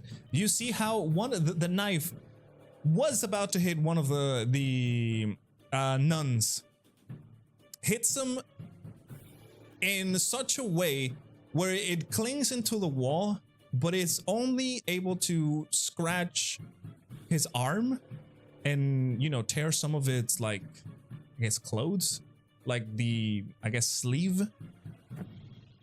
And all of you would notice, well, whoever's not fleeing, actually, just you, Kipper, and Rexmoa, you would see strange, dark tattoos underneath the sleeve. This person would just kind of go like, oh, and then, pull the sleeve back up, covering the tattoos as well, as they keep taking the kid. Okay. Would we recognize these compared to the people we saw the other night? They're the same. The Kipper same would tattoos, just that is, not the same people. same tattoo. Yeah. Kipper would just take a look at Taurin. I think these are them, Taurin. Taurin is backing away as well. You're still kind of like, you know, being careful. And as you guys have experienced all of this, these two with the kid are already like going away. Like, you know, they're already on its way. And Mother Can I Superior, cast something else? Sure. Oh, sorry. Before she leaves, because you can tell like she is about to leave. Oh, okay. Let's see. Spiritual weapon. Okay. All right. Are you going to cast it next to her, I'm assuming?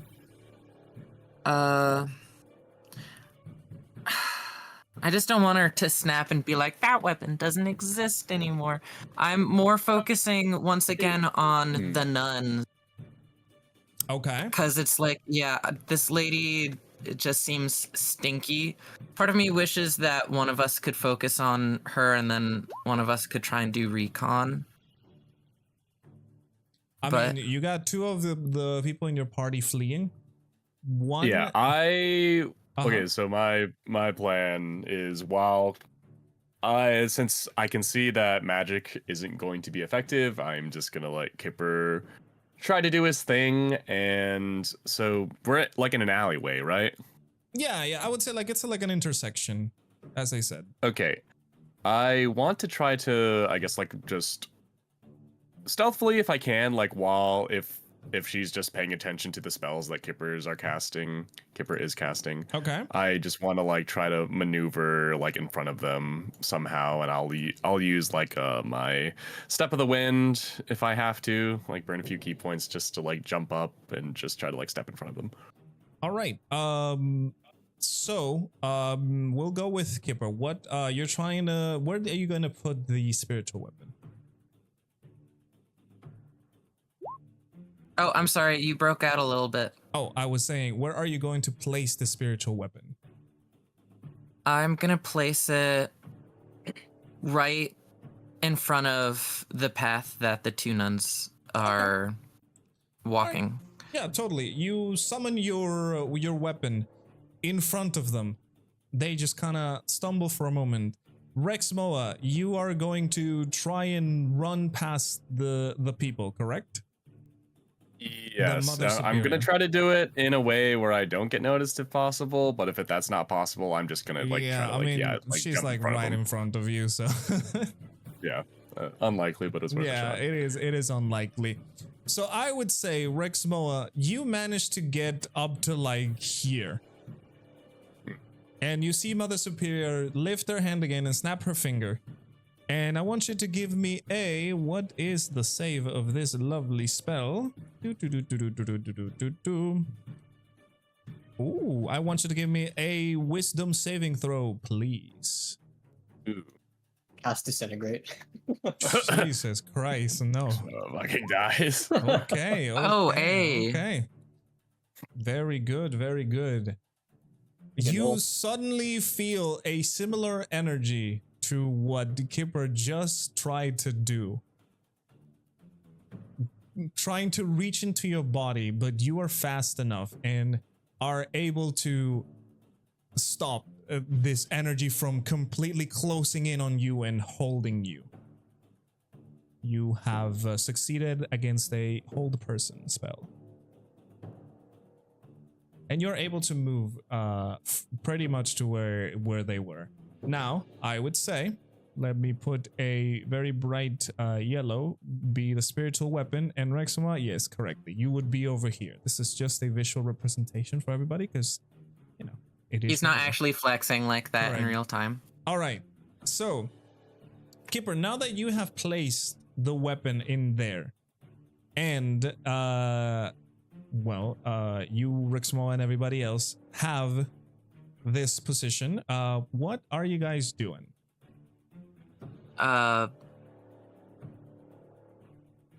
Well, number one, spiritual weapon, go for those nuns' heads. Okay. The heads? Okay. I'm going for heads. Okay. That's fair. Roll for your Yeah. attack, because you have to roll for your attack. Okay, let's see. Oh, don't I have to pull up my specific summon weapon rolly thingy? Yep, correct. Let's see. Where's that rolly? It should be on I- your character sheet, Press where your character sheet is. Normal. Okay. Oh. Yeah. That does hit one of them. Which one do you want to hit? Up or down? Up or down? Are they both holding on to this child? Yeah, they're both taking him. Okay. Because the child is stunned, by the way. The child is not moving. I don't think it matters which one I hit as long as I whack them good. All right. Just roll the damage to see what happens. Okay. What would I roll? You should have it on does the thing. It doesn't seem to be there. What do you mean? Oh, it says a 1d8 plus 4. Yep. Then there you go. Okay. Dice. 1d8 plus 4. I think I'm doing it right. Oh, that is 4d8. Jesus. Oh, no, that is not what I meant to do. Okay, and then I add 4 to Yeah, that. so that is 10 points of damage. Okay, your spiritual weapon swings and hits one of the people. You can see that you've definitely hurt them, and they just kind of stop. In the head. In the head? Okay, yeah, you freaking did a very bad gash on one of the guy's head. You know, they stop and they let go of the kid on that end. And we're gonna go to Rexmoa. What are you doing now that you have this position? Okay, so I'm assuming they're just like holding the kid like by the arm. Yeah. They're kind of like Something grabbing like them that. one arm each. Although you see the spiritual weapon hit one of them, and the other one just that one lets go, and the other one's just kind of holding it alone. Yeah, I'm just gonna swing at the arm of the remaining one, who's the arm that's holding the kid. All right. With my quarterstaff. Yeah. Roll for your attack. That unfortunately just misses. Ooh, I have just the thing for this occasion. Oh yes. Okay. Yeah, we're locking in. I'm gonna burn a key point to. Okay. Yeah, hit? increase my attack roll by 2. Perfect. Yeah. That hits. And then I will take a further measure and stunning strike as well, and I'll burn a key point there. Ooh, interesting. Okay. Stunning strike. That's good. Yep, just as a reminder. So, yep. Succeeded Constitution saving throw. What is the saving throw, please? It is what's it called? It's 8 plus wisdom plus my proficiency, so 13. Okay. Yeah, you can see that you hit the guy and he is stunned now. Okay, so that would be considered. Well, no, I can't take another action unless it's an attack. Correct. So, Exactly. yes. Okay. Exactly. Okay. Well, I'll use what's it called? I'll use my follow-up unhanded strike on the person who got hit just to see if I can stun them as well. On the person who the person who got hit with the summoned weapon. Okay, yeah. sure. Yeah, roll for your attack. The classic stun everyone in the room. Rexmoa and clutch. That misses, unfortunately. Okay, I'll just do the same thing and I'll burn 2 key points to try to do this. Jesus, that is 4, right? Yeah, okay. Yeah, so that'd be 17. That definitely hits. And then I'm gonna burn another, so that's like 5 in one go. Jesus Christ, this man is almost out of key Oh, points. we gotta save this kid. I can't just like I'm invested. Yeah. That is true. Hey, okay. Awesome. That is another fail. So you have stunned the other guy. All right. Okay. Very so nice. Very nice. my turn. Very nice. All right. So, ooh, interesting.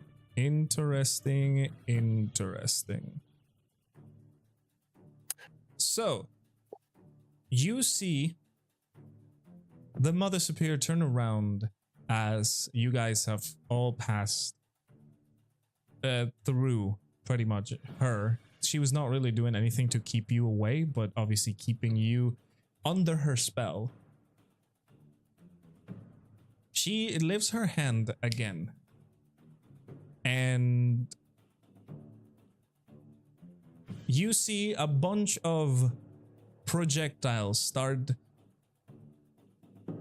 coming out of her fingers as she snaps. And let's see. So it is.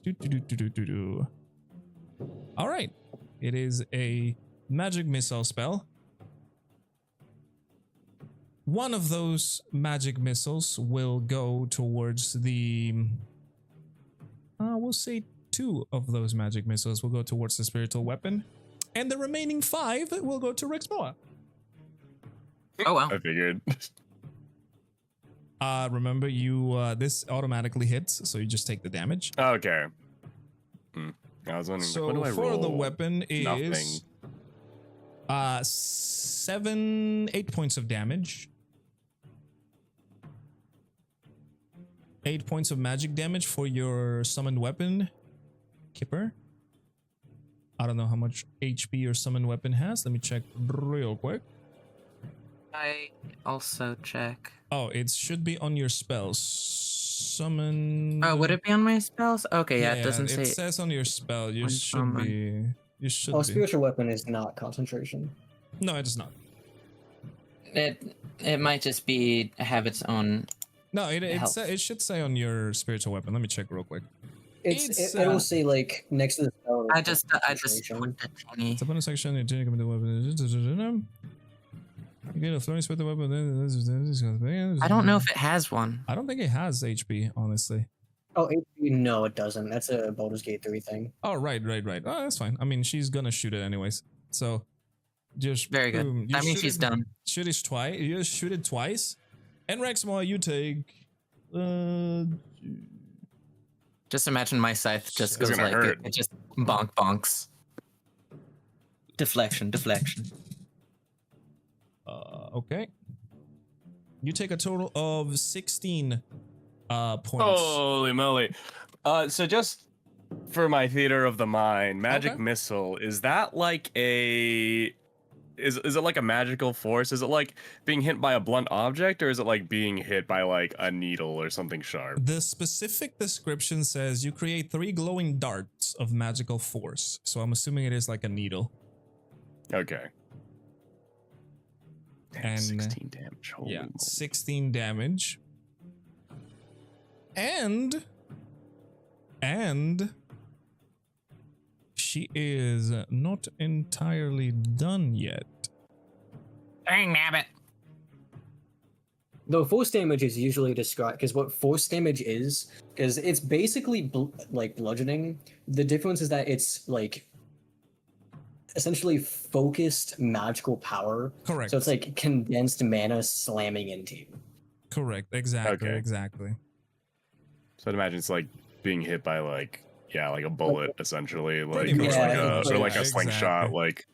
like it's not a sharp object, but has a lot of force behind it. It might as well be because how fast it's being flung at you. Mhm. Exactly. That's why force damage is so effective against so much stuff. There's only like 3 things that are actually like effective against force damage. They're just like, oh, you did force damage to me? Nah, I tank it. And one of those things is terrifying. Alrighty. Yes, indeed. There is some things very terrifying about this. So, honestly, this one doesn't really apply to you. So, she's not gonna do anything for the time being. But you see that she just turned around and started blasting. What are Is you it my guys- turn? Yeah. It is your turn, Kipper. Okay, hold on. Oh yeah. What level am I? Never mind. Shh. You didn't hear that. I'm a level 7. That means I can cast this at a level 7. Oh boy, okay. Oh, banishment. Interesting. You see what they And you know who I'm casting it at. all right, and what is your saving throw, Kipper? Oh, I just realized casting it at like yeah, you can target more creatures. 7 doesn't. No, it says at higher levels, when you cast a spell using a 5th level or higher, you can target 1 additional creature for each level above. So you have casted it at level 7, you can target 3 creatures. I'm targeting all 3 of them, Yeah, I not will allow including the child, obviously. I will allow it. Okay, what is your spell save? Let's see my spell save. My spell save DC is 15. Okay. Is that the Yep, thing that you're is looking for? exactly. Mhm. So the Mother Superior passes with flying colors. She is not banished. One of the guys, we'll say that the one that the spiritual weapon attacked, he fails, and the other one fails as well. So the 2 nuns are banished now. I sent them to potty dimension. Perfect. You sent them to potty dimension. It is concentration. Hope you don't get hit by 6 magic missiles. So I hope you don't get hit by 6 magic missiles next turn. Rexmoa, can you concuss this woman? I don't know if I can confidently say yeah. Are you saying that in character? No, in player. Okay. Yeah, so I don't think I can get anywhere close to this woman. I feel to be like honest with you.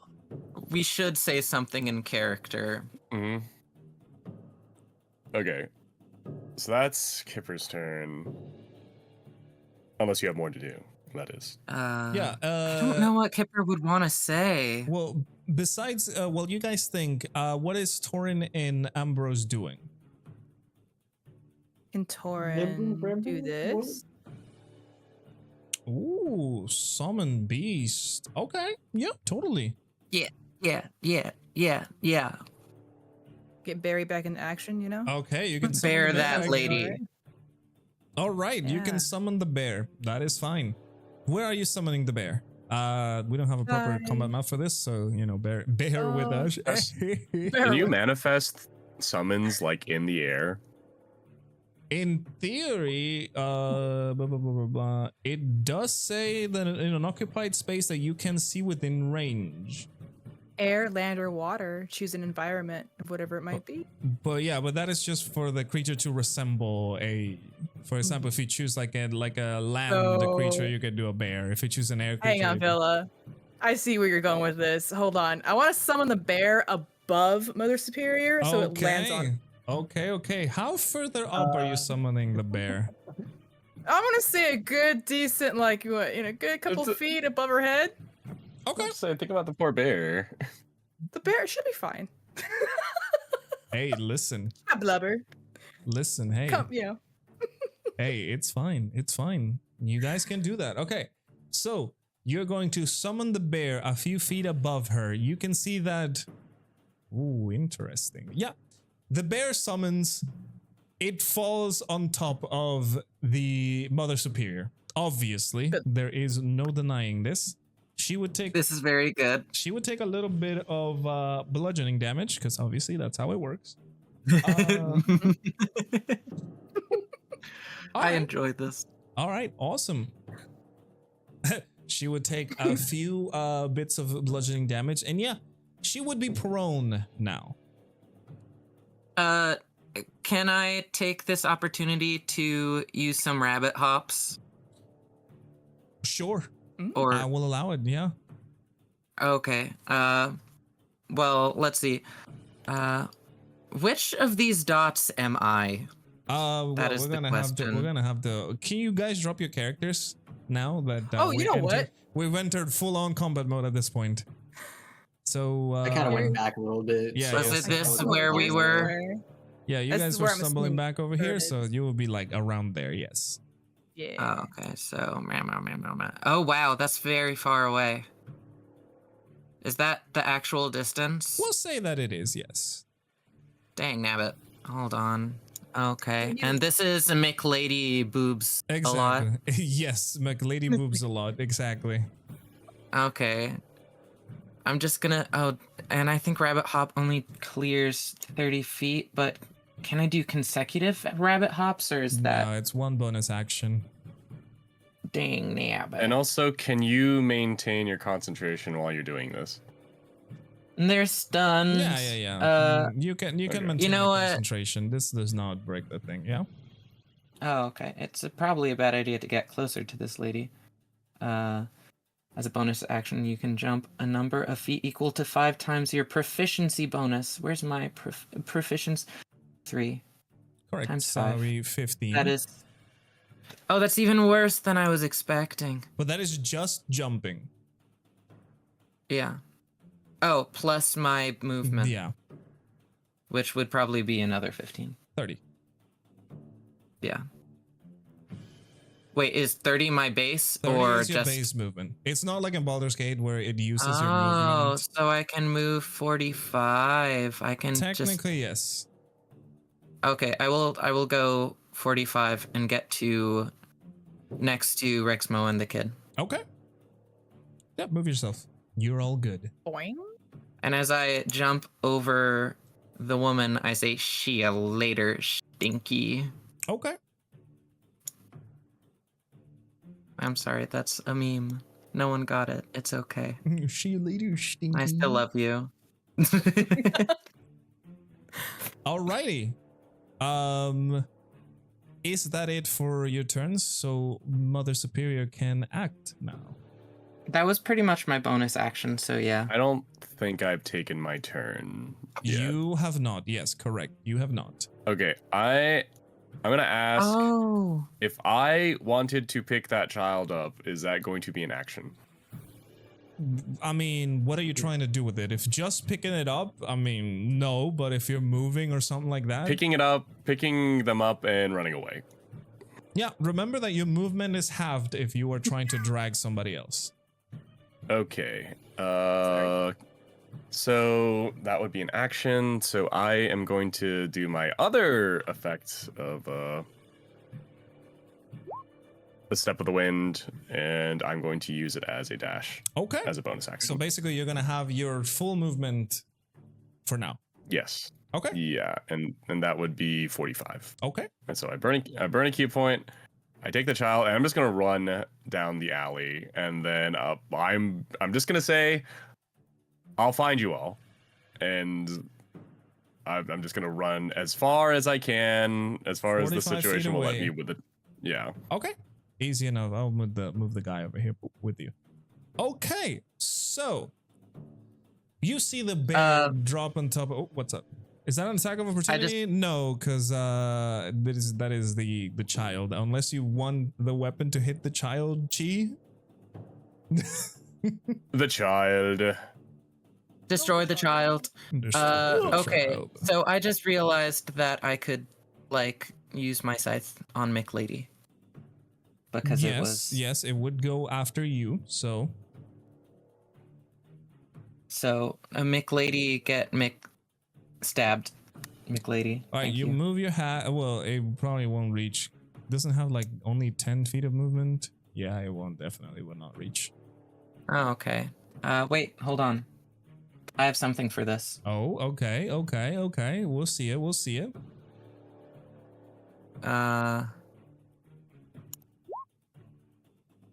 Oh, okay. As your action, you're gonna cast Guiding Bolt on the lady? McLady. Okay, she definitely hits. Yay. Roll for damage. What level is this? I'm casting at, let's see. I'm gonna do, I'm gonna do level 4. Okay. Easy enough. Boom. Okay. 18 And then points do of I add any damage. bonus stuff to that, or? No, I'm assuming that not. is it. Okay, so 18 damage. 18 damage. Pretty Also, good, pretty good. I'm directing it directly at her face. Okay, you hit her face. It is kind of hard to do because there's a bear on top of her, but that is fine. You do hit her. Interesting. All right. So, oh boy. This is very fun. So, Kipper's gonna die now. you can see now that this lady that it is now underneath the bear suddenly vanishes and appears right over here. Oh. Okay. Kipper's just gonna look into her eyes and tilt his head and smile. Kind of in a cold, eerie way. Good. Let's see. Oh, it does have range. Okay. You can see that she is kind of glancing at you from the side, but she is looking more towards Rexmoa. And since it was only 45 feet, I would say, Rexmoa, would you like... Oh my lord. I like the sound of that. Would you like to give me a wisdom saving throw, right? Yeah, it is wisdom saving throw. Sorry, I'm trying to read a lot of spells as this is happening. Be wise. This scares me because I'm pretty sure this is the type of situation where she's just going easy on us. So, like, I don't know what lies in her bag of tricks, but we'll do this. Okay. Oh, no. Ooh, all right. Rexmoa will be like, I would love to give you this wisdom save. So, you see again, Mother Superior glancing. I have a at question you. before you Okay, say okay. anything. Okay. So I have a point of inspiration. What does inspiration do? It would allow you to I know it roll another check. If you want to, you can do it. Okay. No, I'll just let this outcome happen, just Okay. because I think this makes for the more interesting scenario. Awesome. Then she lifts her hand again and snaps her fingers. This time, you don't see any magical energy coming out of her fingers. However, you feel cold spikes digging into your brain, Rexmoa. You stop moving, and suddenly you turn to look at the Mother Superior. You now she has you linked telepathically. And you, She got your brain. as a matter of fact, you feel like you have to obey her. Rexmoa, you have failed the save for dominate person. Is And dominate person concentration based? But he's it a leader. is concentration, correct. Rexmoa, and as you see, as you feel this energy and you feel as if you have to do what she tells you, she glances at Kipper, and in your mind you hear, attack him. Well, good thing I have rabbit hops. So Rexmoa, in your turn, you have to attack Kipper. And not I'm in only danger. that, but ooh, interesting. I'm just reading something real quick. It's a Wattpad. She is going to and this is going to be something very funny to you because she already used a bonus action, but she's going to burn a legendary action to teleport over here next to Rexmoa.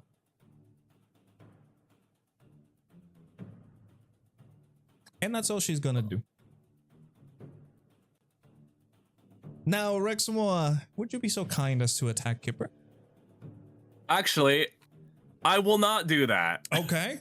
Because he's still holding a child, I think. Okay, is this considered charmed? Blah, blah, blah, blah, blah. That is true. You can. Hey. That is very Okay, nice. so yeah, I will, instead of using my action to attack Kipper, I will use my action to break the spell of That is domination very good. over myself. Very good. Exactly. That is very nice. Dad. All right, and can I present an argument? What do you mean? So, would it be apparent? Would she know that I was able to break through this charm? Yes, because there is a telepathic link between you. Oh, okay. So I was gonna propose like, would I be able to like get a one up on her by trying to attack her? She would After like I break totally it. feel like that bond would sever immediately. Okay. Okay. She can teleport, so just make sure she doesn't grab the kid. I'm just gonna do it anyways. Okay. So, yeah, just for theatrics, Rexmoa will probably take like a single step towards Kipper and like ready his staff in a much more combative stance Okay. than normal, and then she'll probably feel the link break, and then I'll just immediately try to take a swing at Okay. her. It would be with your hand to hand because obviously it's a bonus action. You already use your action to break Okay. it free. But yeah, totally. Go ahead and roll for damage. Not for damage, sorry, to hit. Okay. Yes. Okay. Unarmed. Let's go. Let's see it. Fuck. Rexmoa, as you turn around to hit her, you go in with a full-on right hook. She lifts her hand, and your fist connects with her hand, and you see it, the impact of the hit, but she is unbothered by it. As you've missed, she completely blocked that attack. This surprises Rexmoa. How are our two main combatants looking? I don't know how are your main combatants looking? I would say on a scale of 1 to 39, I'm a 23. Perfect. What did you I- say, Bip? Oh, my health is completely fine. But I did also say bear. Like bear is still a combatant. Yeah, Barry I is think. over here. Let me drop a bear token. Yeah, Taurin. I think Boom. I think we might have forgotten to roll for initiative. No, this uh, is not an initiative thing. We're just going. not? We're just Oh. going. Yeah, Oh, I think we're basically just splitting it up into her turn and our turn. and Yeah. we could just Oh, act cool. Yeah. accordingly. Well, How much then- movement does bear have? Pretty Bear sure it's like has- 30 or 40. I think 40. It's usually about 30 for bear. Hang on. let me You get should it. have the That's sheet of pretty bear. Yeah. close. I think you're close enough. Bear movement is. Bear crush. Of course me we a hug. enjoy Greenie. Yeah, it's about 40 feet for speed, 30 for climb Yep. for regular bear stuff. but- 40 then. Okay. I mean, would you like a bear bump? Oh, it's up to you. You tell me. You're the one controlling the bear. I know, right? What can Barry do for us? Barry is very big. I can't move him, but could we get him over? Where's my ping? Can we get him closer to Mother Superior though? Sure thing. Let's see. I'd say yeah, you can It's like reach an- her. You can reach her. Okay. It's like right there. Yeah, it won't let me Get over select here it. and- So I was like, I yeah, can't it's because I dropped the token. We'll do it like this. Okay. Other than that, and then movement, and then I can attack, right? Of so course. Then bear stuff, I will do. Ooh. I'll have bear attack. Do multi-attack. Okay. So just like I think we just click it, right? No, you have to roll for the attacks. You should have the Oh, roll attacks for it, over that's there. right. Yeah, one bite and one claw. One bite, one claw. That's right. It's been a hot minute for my bear antics, Correct. Bear, correct. kill that nun. right? Where are you at, buddy? I couldn't agree more. 1d8. Okay. For bite. Kipper hasn't been saying much. I think Kipper just got into like Wait, he no, stopped thinking. that's the damage. You have to roll to hit. Click on the bite and it should give you a roll. Oh. On the I bite thought I did name, that. yeah, Oh, Mm. there we go. it should give you a roll. That misses entirely as a nat 1. Alright. And the claws also miss. There we go. Well, I guess it's all bear can do. That is unfortunate. Indeed. Poor Kipper, bear. Bear's distracting. Kipper, what are you doing? Let's see, what am I doing? Well, of course, I have the sword is an option right now. Yes, your thing. Yes, Yeah. Does that count as a full bonus action, It or is a does it bonus count action, as an yes. extra? no, Like, so it is it's a like- bonus action. Yeah. Oh, okay. I'm going to jump over. Let's see. I'm measuring. Okay. I'm gonna use my movement to get to the kid, Okay. and then from there, let's see, some math. 23, and then Well, I'm you gonna cannot move. down. It is an alleyway. Oh. And then I'm gonna move, let's see, 7. It is an alleyway. Okay. So 23 to there, and then 7 to here. I'm gonna grab the kid, get to here, and then I'm gonna use rabbit hop, which would bring me. Okay, so basically back again. I Yeah, will say, because I want to get since closer to. Since you're grabbing the kid, your movement would be halved, so you wouldn't be able to move. Oh, I'd be able to get to. Yeah, and you cannot end the same spot as the bear. So How Can long I is this use- kid stunned for? this Are they kid- just I really did- not wise? I am rolling. I'm gonna tell Oh my you God. something. This guy is Can't we just not shake doing this anything. child? You can use He the probably help needs to roll action. like a nat 20. You can use the help action to get rid of it, but that is an action, correct? Oh, okay. Well, I guess. Oof.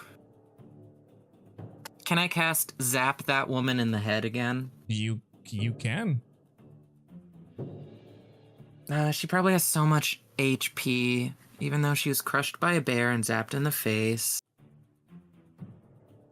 And that was I like don't think we should be 18 focusing damage. on trying to like incapacitate this woman. I think we should just try to like secure the child. Secure the Yeah. child. Yes. Wait 1 second. This is a weird idea. We like those. We do like those. Let me see.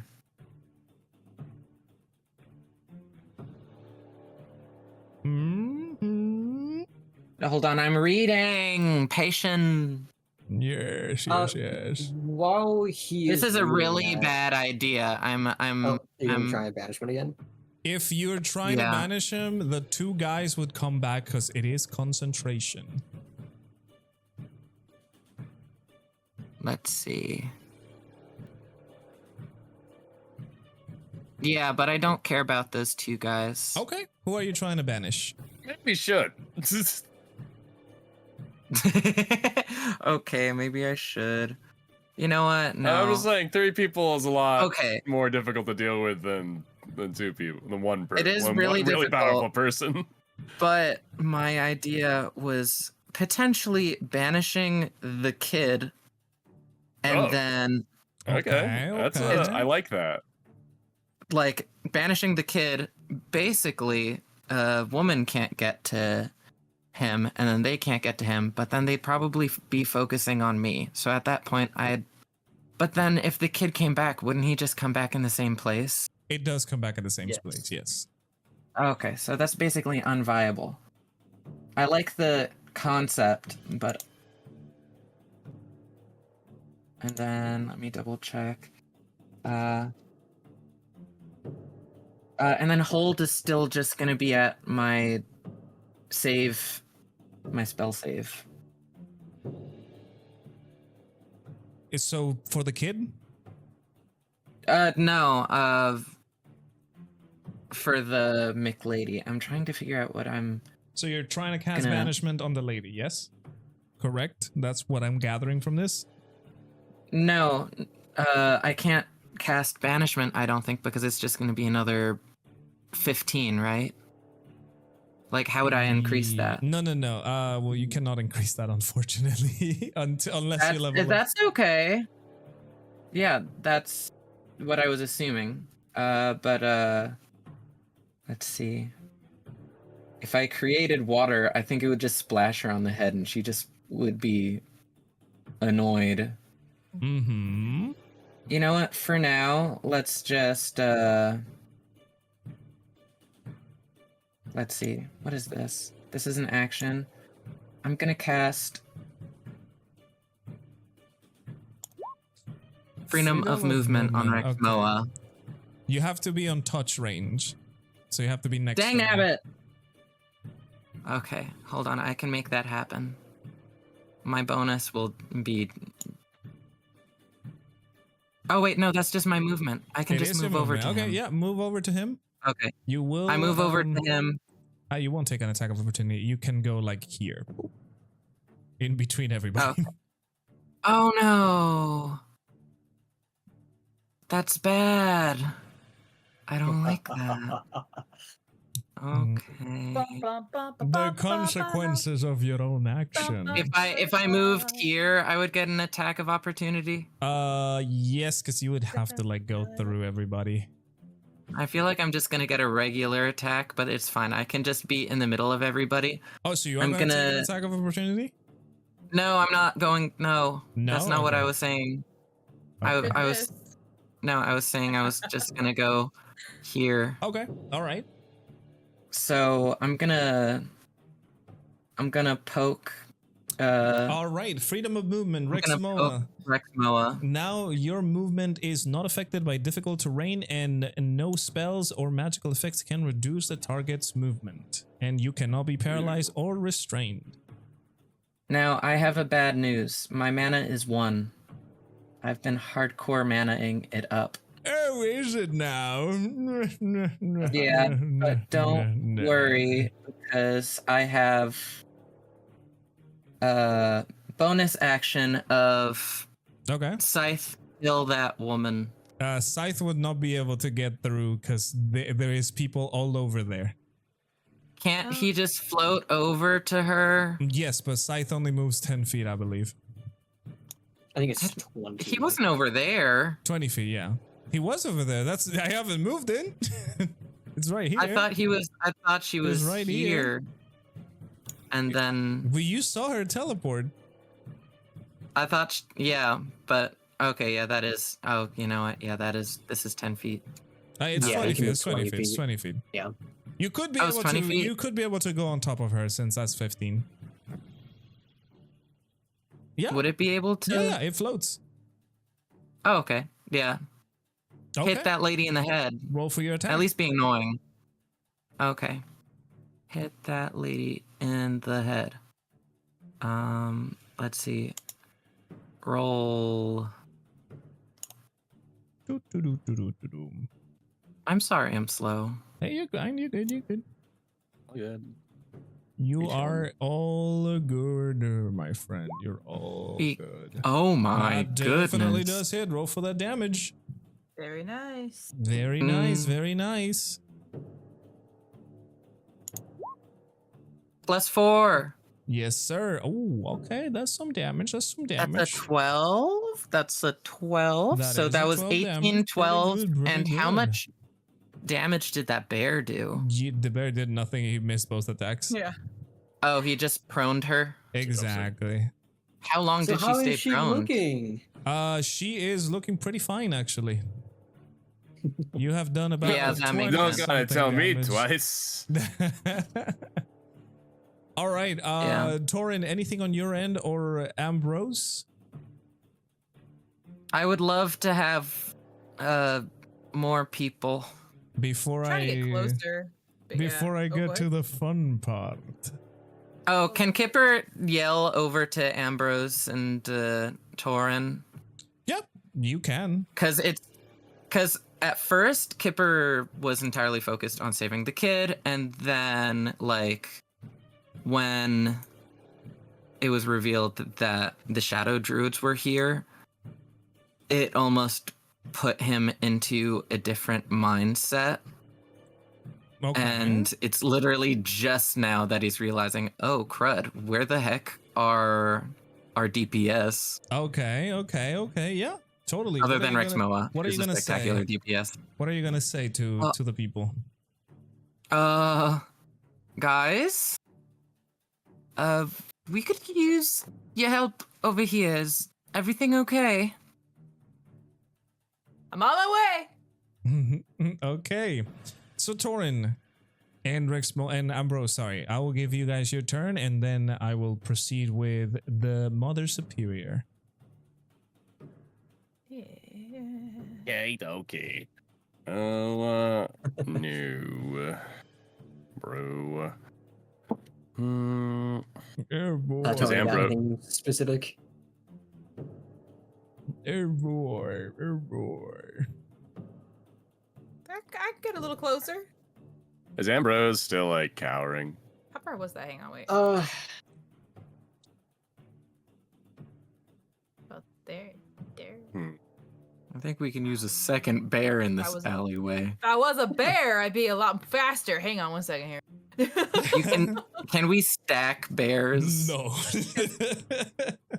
You cannot stack bears. This is not 3 bears. Let's stack bears. stack the bears. like Actually, I got an frogs. idea if I can get close enough. But Okay, I forgot okay. how much. You have Go 30 for feet it. of movement. 30 feet? Yeah. And if well, I I use know, my- you're Yours, Tabaxi. I'm It's pretty sure you're 60? 40. Or 40? Okay. I'm pretty sure you're 40 because you're a Tabaxi. Yeah. You are 30. You also have no, that you're like 30. double movement. Yes, You have the double movement for one you turn, could though. use what's it called, feline agility to and it is not an That's- action, that's a free action. It's You're to cutting out double there. your movement to 60. Yeah, that's what I was asking. As like with the feline agility, that's Yeah, what I can do. Totally, pop and it is a 60. free action. That does not take anything, Nice. any resource from How you. far can I get? Oh, that's a little over. Get ready. I can get pretty close though. All right, I'm coming. About here-ish. I'll be like right in the middle. Okay.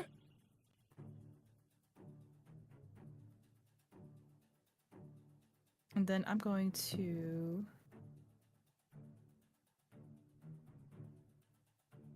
Because if I turn into a bear, that would lose my concentration on the actual bear itself. that I No, have the bear is summoned, not right? concentration, I'm pretty sure. No, it is not concentration. It is just a summon. It's just a summon. Yep. Oh, Oh no, it is nice. concentration. What? Okay, so yeah, it would Yeah. lose concentration on your bear. That is interesting. Okay. So 1 bear, I lose 1 bear. Yeah, you Well- You lose 1 bear and you bear- gain 1 a bear. bear for You a get bear. 1 bear. A bear for a bear, indeed. Equivalent bear exchange. Shoot, I don't want to that way. That's how currency works in Canada, by the way. Indeed, a bear Greenie for would a bear. know. Greenie would know. A bear for a bear. and then I can't move my next turn.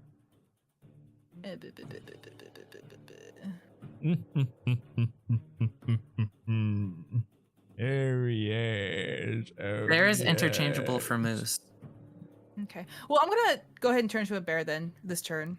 Okay, so And you're then, gonna turn into a bear. Me, myself, and I shall be bear. Perfect, perfect, Yes. perfect, perfect, perfect. Then boosh. Wait. Boosh. cat. You're a bear now. And your other bear goes away. Yeah.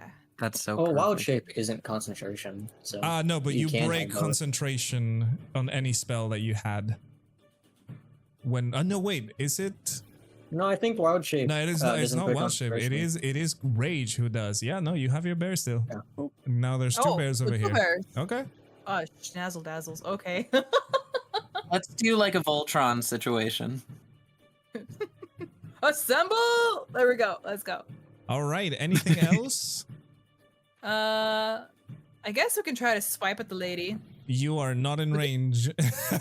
I'm not, but my bear is. Your bear is. That is true. Okay, go ahead. Roll for their attacks. If I can do that, okay. Yeah, totally.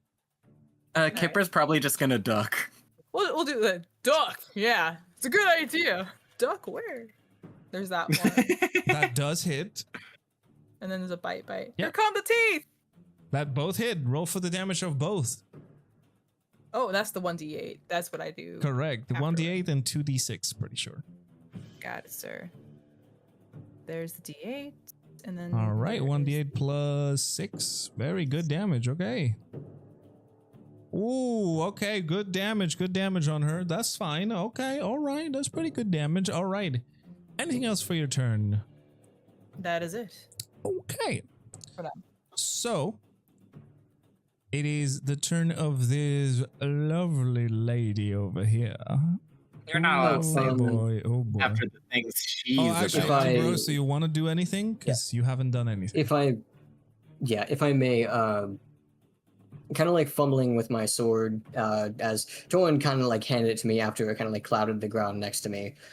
I'll just kind of like bring the sword closer to me, and I will like look at the sword for a second, kind of like gripping the blade somewhat tightly, and I'll look at the gem and kind of like hold the pommel. Okay. Do I feel the warmth of Vithius right now? Oh yeah. You feel it even stronger than usual, as a matter of fact. Still obviously shaking. I'm going to grab the sword kind of correctly, though upside down. I'm going to use it to like kind of bring myself up slowly, kind of staggering forward. The energy lines on Ambrose are still very, very faint, but they pulse ever so slightly. All right. However, I am struggling to do anything but like kind of stare at Mother Superior, even through the two bears. Yes. And I'll just kind of like slowly make my way over there as I'm kind of like shambling. All right. How far are you going to move? I probably like 25 feet Okay. for now. Alrighty, alrighty, alrighty. Yeah, that's awesome. Is that it for your turn? Yes. All right. So, this lady, seeing that it is in a little bit of a pickle, is going to very nonchalantly take one step back, which will trigger the attack of opportunity of the bear. So please, Taurin, if you mind doing one attack of the bear, whatever you want is fine. They both kind of do the same. Can I also attack her? She has not left your range yet. That misses. You know what? Kipper, yeah, go ahead and roll for your attack of opportunity. So you're gonna take another step forward. Roll for your attack of opportunity and your weapons. Your both of them. Ooh, I am so excited. Just can't hide. Hell! All right, that does hit. Oh my goodness, why does my weapon never miss? And then let's see. I'm just It gonna has use to do my... a physical attack. And then I'm doing That for me. unfortunately misses. What does the inspiration part? Oh, inspiration on if crit. you, Okay, if that you misses. crit, yeah. Okay, that's fine. Well, at least one of my thingies did a thingy. All right, perfect. And as she does that, you can see that. Oh, that's a 5. Okay, 5 points of damage. Ooh, okay, all right, all right. You can see that you are doing damage to her. Like, you are messing her up. But even through all of this, she looks oddly calm about all of this. She moves away, taking all of the attacks of opportunity with no issue whatsoever. And she turns around. Oh. Okay. Tone of badness. Suddenly, Out of range. yeah, suddenly a blast from her hand. She just kind of raises her hand, puts her palm first, and a blast of freezing cold from her hand shoots out of it in a 60-foot cone. And I want all 4 of you, 2 bears and Kipper and Rexmoa, to give me a Constitution saving throw, please. Constitution, please don't be bad. Okay. It's bad. It's not Okay. terrible, but Oh, that's considering we were bad. saving on a 20, I think it's fair. Okay. That's And what about that's Mr. good. Bear? I have a feeling it's a 19.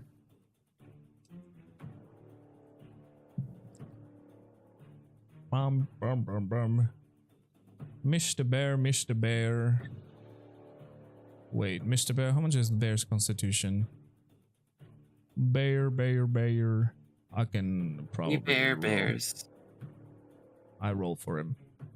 Okay, 18 as well. I don't know if you guys could see that or not, but I did. It's 18. No. Okay, it was an 18 for the bear. All right, so let's see. Okay. Okay. Okay. Okay. All right. Sorry, I'm rolling a lot of dice right now. I was like, what's all the okays for? Uh-huh. Like, oh no. Okay. Very, very well. All of you take a total of 54 cold damage. I'm Holy incapacitated. cow. Wait, 54? Correct. Did you say 54? I said 54. Holy Okay. hot dogs. Okay, hang on. All right, Rexmoa is incapacitated. I'm Wait a minute. incapacitated. I got flashbacks to being back in like the mountains. How much was my Kipper? bear HP? Kipper, you're Holy incapacitated as well? Instantly. Yeah, because I only have 41 health. Oh boy, okay, well, that didn't kill you, so that's fine. With that, your weapon and or two lovely fellows would return. Bear is completely gone. Yeah, You hang would on. turn back into cat. And I'm trying to see So- how much I had after that. Yeah. Yeah, you take that HP you currently have with bear form, and then the damage remaining after you Okay, so take the damage away- for bear form goes into your regular form. Bear is I got 42. 26 HP left. Okay. Yeah. Oh, sorry, I was doing like And, quick math. I was no, like, you're good. And since Kipper is incapacitated, he loses concentrations of all of his spells. And now the two guys are back. oh, Let's see. So that puts me under like I'm 41 and that was 50 what? 54. 54. How much Okay. negative am I in? As long as it's not half your HP, you're fine. okay. Yeah. Let's see. You're just Okay, gonna so- you're just gonna be pretty badly injured. I'm gonna eventually. I want Yeah, to. I'm at negative 13. Okay, Okay. that's fine. I So got frostbite in all of my both fingers. you and Rexmoa are now frozen solid as you're incapacitated by this spell. I like to imagine the rock I used to communicate with Ren falls out of my pocket. Hopefully, I want to cast that. Taurin I know I sees wanna do that. Yeah. That's my Okay. head canon. I don't know. There's Okay. that. Or actually, hold on. Wait a minute. I'd like to use. What would you like to use? I would actually like to use. Am I in the right? I am. Let me do Aura Vitality actually instead. Remember that these two guys, the two little gray dots, are the bad guys. Right. And it's okay. I know. But they'll be in my. But Rexmoa and Kip would be in that radius. 30 for foot that healing. radius. I am So- very. Each choose to get healed, so And I do have. Oops. Hold. Oh yeah, you Sorry. definitely are in the radius. Yeah. Yeah, I'm in the radius, so they should be able to get that healing a little. Yes. bit. If you cast Aura Vitality, make sure to take down those 3 points. We use your bonus Sure. action to heal one creature for 2d6. For 2d6. Correct. Okay, just making sure I heard that. So 2d6 All right. So you're healing. Who are you healing out of the two? out of the two. Who can I get up here? if you heal Kipper, he might be able to heal someone. He Yeah, had like a little I- bit of MP, I'm right? very far gone. Wait, Okay, hold so- on. I think you had one One spell. mana. Yeah. And then he I think you does. still have your channel divinity as But well. remember that is that takes 10 minutes to heal. It is an out of combat heal. This is 1d6, but Well, I think have channel divinity is an cure action. wounds and healing word. You have to roll 2d6. Roll another d6, Taurin. There Okay, you go. so who do you choose to heal, Kipper or Rexmoa? I'm gonna go with Kipper. All right, Kipper. Since we don't take like negative lives, something only happens if you take more than half your HP while incapacitated. You're healed back with 8 points of HP. Okay. And 8 points. Yeah, you managed. Am I allowed to do stuff now that I'm awake? Yes, but we're gonna go to Ambrose first. Ambrose, you see the incredibly strong blast of cold that just happened. Two of your companions were frozen solid in its place, and then Taurin immediately throws a healing to one of them. I was literally like a foot away from that. Oh too. yeah, Like, you would have moved the 30 feet. You would have also been blasted. That is really funny. Like I basically like felt it without actually getting the heat from it. Yeah, you felt like the cold wind almost touched you. So as I kind of like witnessed this and like the wind blasting but just barely stopping in front of me, like the like wintry cold still like biting into me, freezing me up, not because of the coldness but still staring at Mother Evelyn. I am going to start moving forward. I'm like holding onto my sword, but I'm almost like clutching it against myself. I'm not actually holding it in a combat stance. Mm-hmm. I'm just like one hand on the hilt, one hand on the blade, clutching it against my chest. And I will move forward. Let's see, I was here. This is my movement, but I'll probably dash if I can. But I'll shout to Mother Superior. My voice quaking, the energy lines on my body faint. Mother Superior, please. You said you care. If you care at all, forgive us. Let them go. Please. Okay, we'll see what happens. And I'll go ahead and like dash and like bring my. I will try to go past him, and try to like get closer to the Mother Superior. I mean, these guys are like in the court, the side, so you would have to take attacks of opportunity. If I can go past them, I'll just take the tax. Okay. Yeah. Then let's see. Does a right here is that. I can reach there with a dash. I can get next to her, or at least somewhat close to her. I don't want to be right next to her. Okay. So first one is a 17 to hit. That is my AC. Okay, so it does hit. And second one is a 16, so that is not hit. That will miss.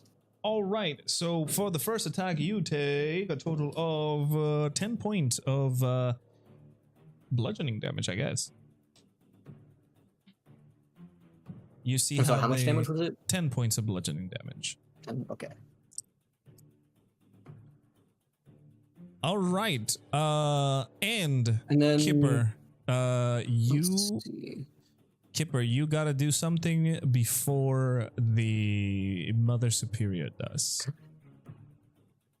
Oh, I cannot do it because Rexmoa is incapacitated. Okay, so is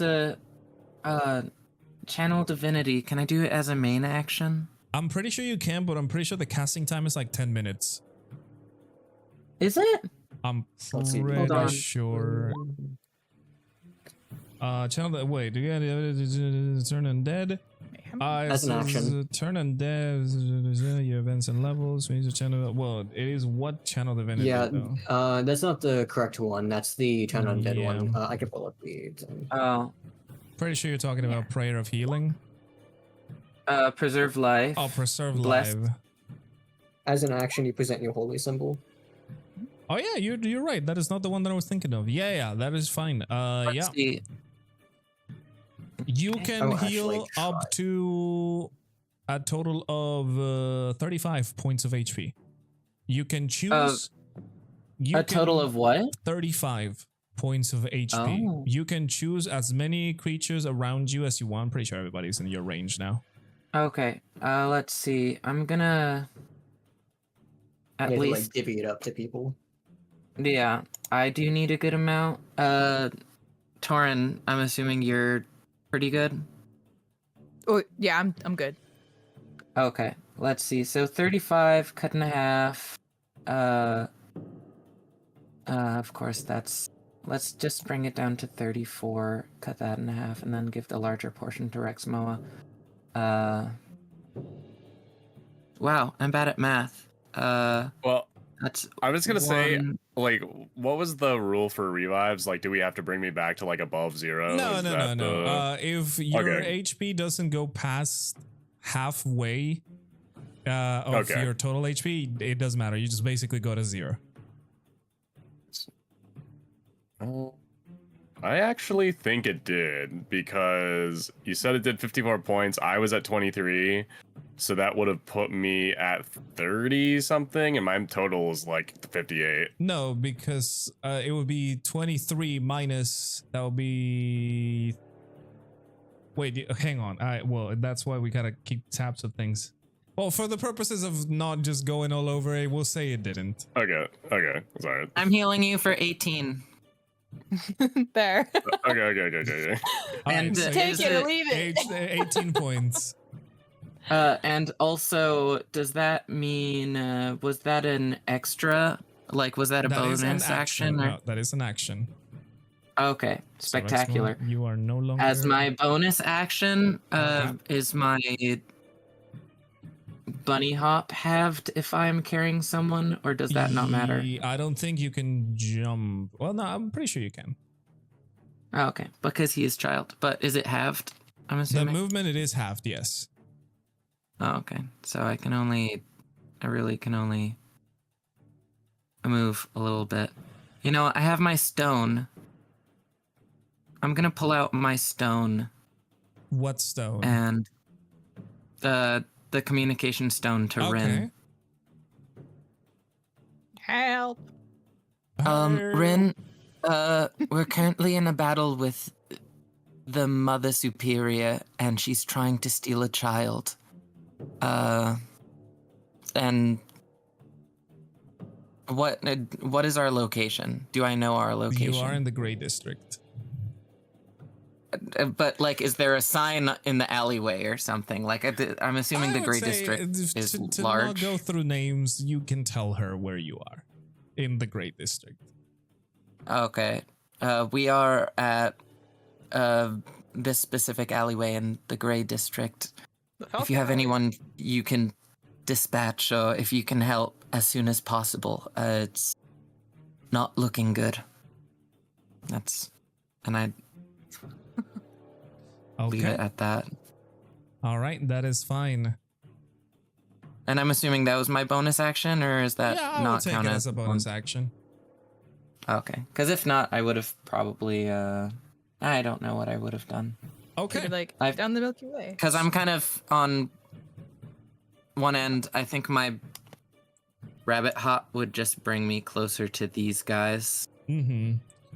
So, Yeah. as you guys do your actions, and it is the turn of the Mother Superior, she would look at you, Ambrose, as you're starting to beg.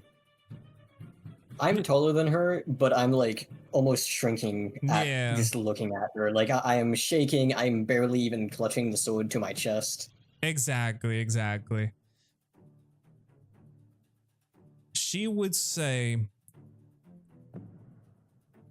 lifting her hand, getting ready to snap her fingers. She would look at you again, this nonchalant expression as always. Stand down, or I will kill them all. And as I said, she has her fingers ready to be snapped. Telling just me or telling the entire group? Well, technically just you because you're in front of her, but like directed to everybody. To me, it's when I hear the words, it sounds a bit different to me. As when she says it to me, I almost like instinctively kneel in front of her. Like I just fall to my knees and I just like hold the sword to my chest, just kind of like looking up at her, and I just say, we're sorry, please let them go. She is still waiting for you to stand down. Her fingers are up. She's about to snap. And my sword would kind of like cloud to the ground as well as I can't even seem to hold it in my hands anymore. Am I close enough to touch Ambrose? Yeah, I would say you could. Okay, hold on. Dang nabbit. This might be a bit too high for me to cast. You only have 1 point, right? Yeah. Yeah, no, it's too high. I was hoping that calm emotions was low enough. Yeah, it's 2 mana. I think it's I would second say level. she is ready to cast a spell. She is readying a spell. So, what are your following actions? As Ambrose, you stand down, correct? Yeah, I'm basically kneeling in front of her. Okay. Can Kipper just yell at Ambrose quickly? You can do it. But she is readying a spell. I will remind you of that. Ambrose, you have Vithius behind you. I don't understand.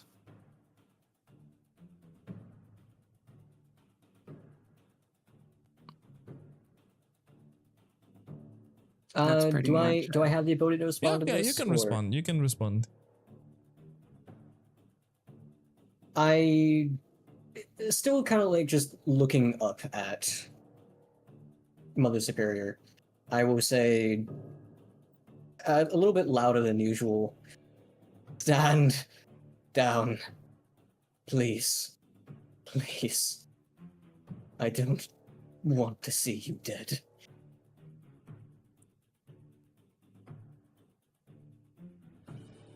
Ambrose.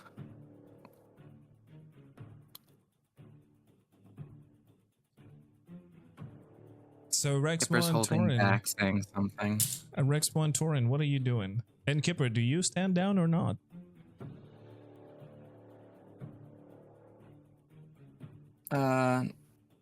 Kipper is just gonna step closer to the child. Like, I'm assuming you've been rolling for the child. I would say at this point the child is off. I've not rolled for like 2 turns. So. Okay. The kid probably needs to roll like either like a 19 or a 20 to get out of it. It's a very high save for the Right. kid, yeah. Frozen in Yeah. space. Kipper's just gonna get closer to the kid and just like, I don't know if this is a situation where a kid would want a hand to hold, but I feel like it's hand holding time. Okay. You can hold the hand of the kid. Yeah, totally. The kid just holds your hand. And Kipper does not stand down. All right. Rexmoa and Taurin, what are your actions? Taurin. Me? Mm-hmm. After you see the Mother Superior have her hand up, ready to cast the spell, and you heard how Ambrose just wants all of you to stand down. Yeah, I know how that's gonna go. And I don't have a good feeling in my gut with what I'm gonna do, but Tord would say, this isn't gonna be a fight we can win. Let them take the kid for now.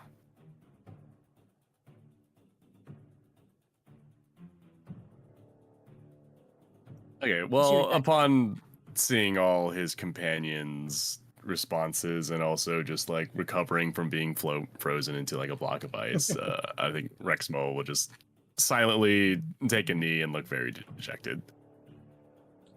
All right. So, as everybody else stands down, you see Mother Superior continue her hand up, and she gestures at the other 2 guys to move and start taking the kid, and they would just try and pry him off your hand, Kipper.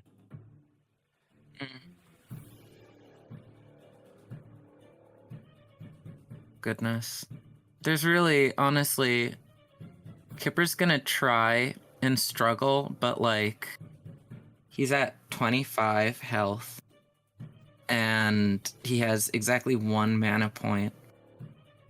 He's at a point of exhaustion where the only thing that he potentially could do would be undoable. So, Mm-hmm. maybe he's just gonna slap these people just a little bit. Not something that, like, I don't know. Just, like, there's not much he can do. All right. But as a character, he can't. This isn't something he feels like he can stand down on. Well, hey, do what you feel like you gotta do. Whatever you decide to do, well, something will happen.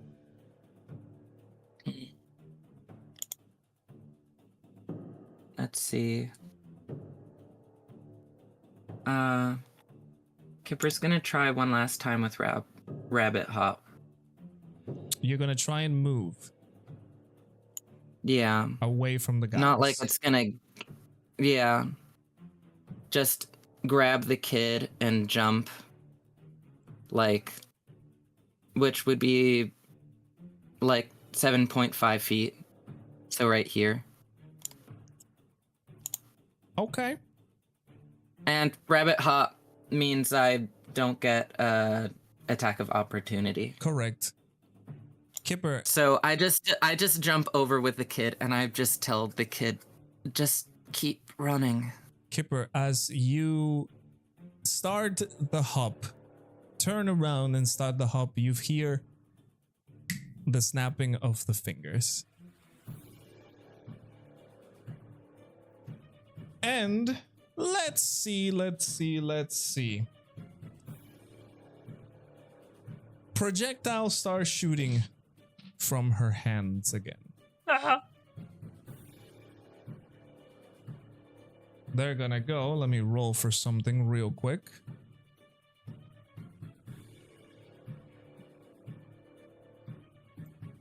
No, actually. Rexmoa, Uh-oh. you're gonna take all 7 projectiles. Why? That doesn't even make any sense. He didn't do anything. It's for personal reasons, Kipper. He's gotta teach a lesson, Kipper. She did say, stand down or I kill them. Okay. So that is total of 11. That will be a total of 22 points of. Okay, that's Oh. not. That's as actually, Yeah. that could have been that really could have bad, been a honestly. lot worse. I rolled a lot of ones there. Because that's you said 7 darts. Yeah. I was assuming death. I was Yeah, assuming instant death. Now, unfortunately, there is no instant death on this character, so you Howard kill. you are incapacitated, Rexmoa, again. You can take the kid, Kipper, Yeah.